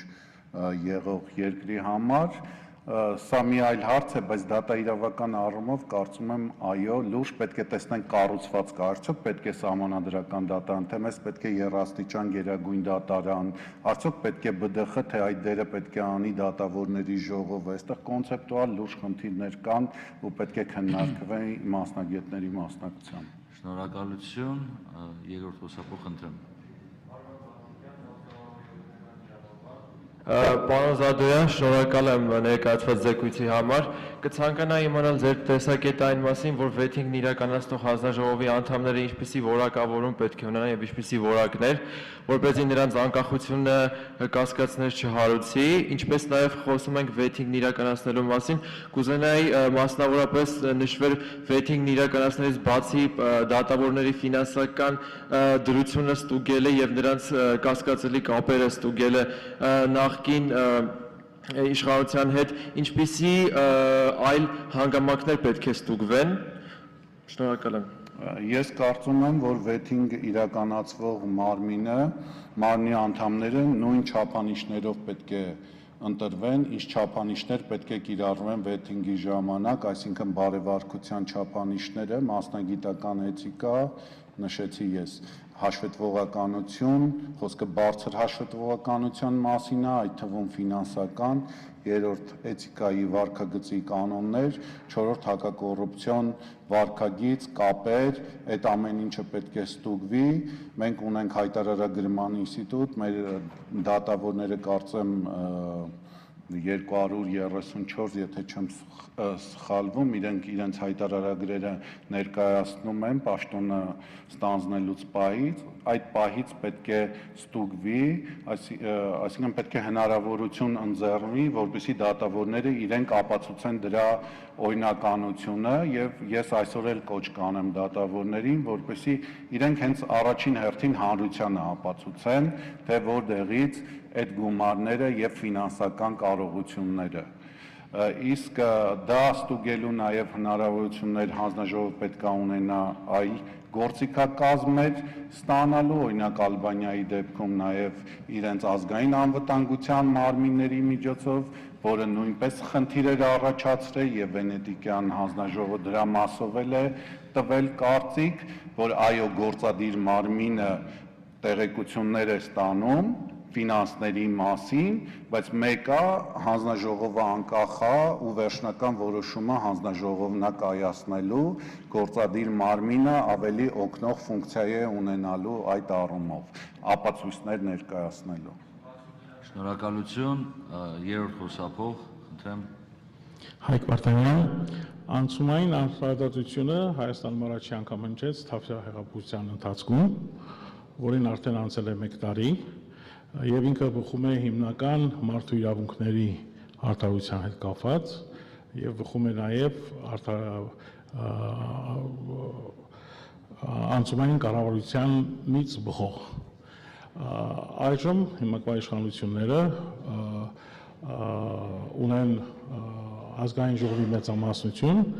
եւ կառավարություն եւ կան այլ միջազգային նորմեր եւ օրենսդրություններ, որը տարբերվում են անցումային արդարությունից, բայց լուծում են նույն հարցերը եւ ավելի ընկալի են եւ ավելի կարող են լուծել այն բոլոր հարցերը, որ այսօր Հայաստանում փորձում ենք լուծել։ Դուք նայել եք այլ տեսակի իրավաբանական միջազգային փորձերի եւ ակտերի, որ ավելի հեշտությամբ կարելի է ազգային ժողովը դա օրենսդրությամբ կիրառի եւ որևէ համանական փոփոխություններ պարտադիր չեն արդարությունը վերականգնելու համար։ Ճիշտ ասած, ես իմ զեկույցի ընթացքում էլ հնչեցրեցի պատասխանների մի մասում էլ ասացի, որ այո կան նաև սահմանադրության շրջանակներում հնարավոր մեխանիզմներ կիրառելու հնարավորություն կա, ուղղակի սահմանադրական փոփոխությունները, եթե մենք պետք է գնանք խորը համապարփակ փոփոխություններով, տեսեք վեթինգը, դա դատաիրավական բարեփոխումների, հակակոռուպցիոն բարեփոխումների հետ պետք է սիներգիաների մեջ լինի, նույն անցումային արդարադատությունը, եթե մենք նայում ենք այսպես համակարգային, ապա սահմանադրական բարեփոխումներ իրականացնելը այդ դեպքում շատ ավելի արդյունավետ եւ ոչ խոցելի կլինեն։ Շնորհակալություն, առաջին խոսափող։ Այո, ոսե։ Լսվում, շնորհակալություն, կրկին անգամ ներկայանամ Արամ Մամիկոնյան իրավագետ։ Ես հերթագրվել էի արդեն, պարոն Զադան, սահմանադրական փոփոխություններին էր վերաբերում հարցս, բայց ըստ էության մեծամասամբ պատասխանեցիք, այնուամենայնիվ փորձեմ ավելի տեղայնացնել մասնագիտացված դատարանների մասով հարցադրումս այդ կոնտեքստում,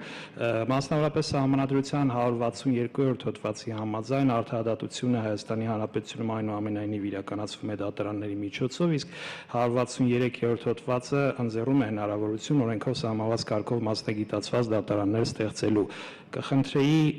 սահմանադրական փոփոխությունների հետ կապված արդեն իսկ ձեր դիրքորոշումը լսելուց հետո ավելի մանրամասն ներկայացնել ձեր մասնագիտական կարծիքը, արդյոք հնարավոր է որոշակի օրենքներով մասնագիտացված դատարաններ ստեղծելու միջոցով ներդնել Հայաստանի Հանրապետությունում ամբողջական անցումային արդարադատության իրականացման համակարգ եւ ինչպիսի դատարաններ եւս կրկին անգամ ձեր մասնագիտական կարծիքով պետք է ստեղծվեն։ Շնորհակալություն։ Ես արդեն նշեցի, որ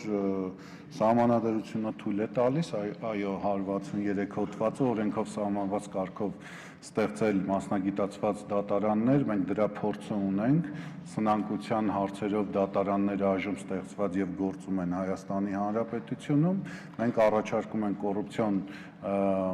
գործեր քննող դատարաններ նույնպես ստեղծել, որովհետև անցումային արդարադատության հիմնական առարկան նաև կոռուպցիոն հանցագործություններն է, բնականաբար դա մենք համարում ենք մեծ հայկական համակարգի ստեղծում, ոչ միայն դատարան, այլ նաև մասնագիտացված դատախազության համակարգ, անկախ հակակոռուպցիոն մասնագիտացված մարմին, որի քննարկումները ներկայումս գնում են ռազմավարության ընդունման շրջանակներում, մեր կարծիքը ունիվերսալ մեկ մարմնի ստեղծումն է, որը որը կունենա 3 հիմնական գործառույթներ՝ հակակոռուպցիոն կրթություն, կոռուպցիայի կանխարգելում եւ պատժի անխուսափելիություն ապահովող գործառույթներ եւ կարծում ենք, որ եթե դա շուտ ստեղծվեր, մենք միգուցե դա այդ ժամանակահատվածը բաց թողին կամ ուշացնում ենք արդեն, հնարավոր կլիներ նաեւ վեթինգի որոշակի գործառույթներ նաեւ վերապահել այդ մարմնին, որը կարող էր ստուգել էթիկայի հետ կապված, հակակոռուպցիոն ուրեմն վարքագծի հաշվետվողականության հետ կապված այդ ամբողջ բլոկը, իսկ մասնագիտական ստուգումները կարծում ենք դա պետք է կատարեն իրենք ինքնուրույն դատավորների միության ինստիտուցիոնալ զարգացման շրջանակներում։ Շնորհակալություն պարոն Զադեն, վերջի հարցը երկրորդ խոսափող, հարգելի գործընկերներ, այս հարցից հետո մենք կհայտարենք ընդմիջում եւ լսումները կշարունակվեն 14:00, խնդրեմ։ Շնորհակալություն։ Ռուզաննա Ազրոյան, Հայաստանի Հանրապետության վարչական դատարանի դատավոր։ Շնորհակալություն ելույթի համար, պարոն Զադոյան, հարցս մի փոքր կարող է կրկնվել, բայց վեթինգի տարերից մեկն էր գույքի հայտարարագրումը, ինչպես նշեցիք, դատավորները այո ներկայացնում են հայտարարագրեր։ Ցանկալի է հասկանալ տարբերությունը, ինչ է փոխվելու վեթինգի շրջանակներում, այնինչ մենք հիմա չենք անում։ Եթե մենք չունենք հիմա համապատասխան մարմին կամ լծակներ, որոնք որ մեր հայտարարագրերը պետք է բազմակողմանի ուսումնասիրեն ստուգեն, դա այլ հարց է, այսինքն դատավորներին կամ այլ պաշտոնատար անձանց դա պետք է չառնչվի, դրա համար կուզենամ տարբերությունը հասկանամ, ինչ կփոխվի վեթինգի արդյունքում։ Եվ երկրորդ ավելի կարևոր մասը, մենք հիմնականում խոսում ենք անցումային արդարադատություն ներդնելու, վեթինգ իրականացնելու մասին, իսկ հնարավոր հետևանքների եւ ակնկալվող արդյունքների մասին շատ քիչ ենք խոսում։ Ինձ հետևյալ հարցն է հետաքրքրում, վեթինգի արդյունքում եթե իրականացվելու է գնահատում դատավորների, դիցու գնահատման արդյունքում պարզվեց, որ որոշ դատավորներ չեն համապատասխանում իրենց զբաղեցրած պաշտոնին։ Ինչպես ենք համալրելու այդ թափուր տեղերը, հաշվի առնելով ներկա իրավիճակը, ինձանից լավ գիտեք, որ արդեն երկրորդ անգամ արտահերթ քննություններ են անցկացվում դատավորների թափուր տեղերը զբաղեցնելու համար, սակայն անգամ նվազագույն շեմը առաջին փուլում հավակնորդների մեծ մասը չի հաղթահարում, այսինքն մենք մեծ բաց ունենք։ Արդյոք այն դատավորները, որոնք կհամապատասխանեն իրենց պաշտոնին, պետք է գերծանրաբեռնված, կրկնակի եռակի գերծանրաբեռնված շարունակեն աշխատել։ Շնորհակալություն։ Ես շնորհակալություն հարցերի համար, երկրորդ հարցին պատասխանեմ, տեսեք, իրոք շատ կարևոր հարց եք բարձրացնում, ինչ է տալու վեթինգը արդյունքների առումով։ Ես ասացի, ամենակարևոր արդյունքը դա հանրային վստահելիության բարձրացումն է, դրանից բխող դատական անկախության եւ արդյունավետության բարձրացումն է, այսինքն լիարժեք դատական իշխանության իրականացումը, սա ամենակարևոր արդյունքն է, որ ակնկալվելու է այս գործընթացից։ Նաև նշեցի, որ վեթինգը պետք է շահկապված լինի դատաիրավական խորը բարեփոխումների հետ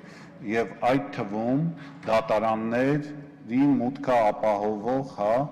մեխանիզմների եւ գործիքակազմերի բարեփոխումների հետ։ Երբ որ այդ վստահելիության միջավայրը կձևավորվի, կլինեն թափանցիկ բարեխիղճ մրցույթներ, վստահ եղեք, այդ դատավորների տեղերը զբաղեցնողները կգտնվեն։ Հայտարարագրերի մասով խոսքը այստեղ վերաբերում է ներկայացված հայտարարագրերի աղբյուրների օրինականության ապացուցմանը այդ բեռին, այսինքն դատավորները իրենք պետք է շահագրգռված լինեն, որ այդ ինչ ներկայացրել են, դա օրինական է եւ այսօրվանից սկսած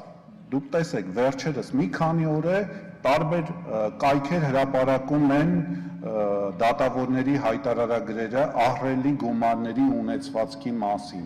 Ես այսօր գետ-մեկ դեպք չգիտեմ, որ որևէ դատավոր ինքը հանրության ասի, որ այս միջոցները օրինական է եւ ներկայացնի ապացույցներ։ Դրա համար ասում եմ, այսօր բացառիկ մարդասիրական միջանց կա։ Կներկայացնեն այդ վեթինգի process-ը ավելի շուտ կանցնեն, հանրային վեթինգ կանցնեն, կշարունակեն պաշտոնավարելը, չեն ներկայացնի, ուրեմն էլի մարդասիրական միջանց կա, այսօր կարող են հրաժարականների միջոցով լքել դատական համակարգը։ Շնորհակալություն։ Շնորհակալություն պարոն Զադոյան, հարգելի գործընկերներ, ընդմիջում մինչև 14:00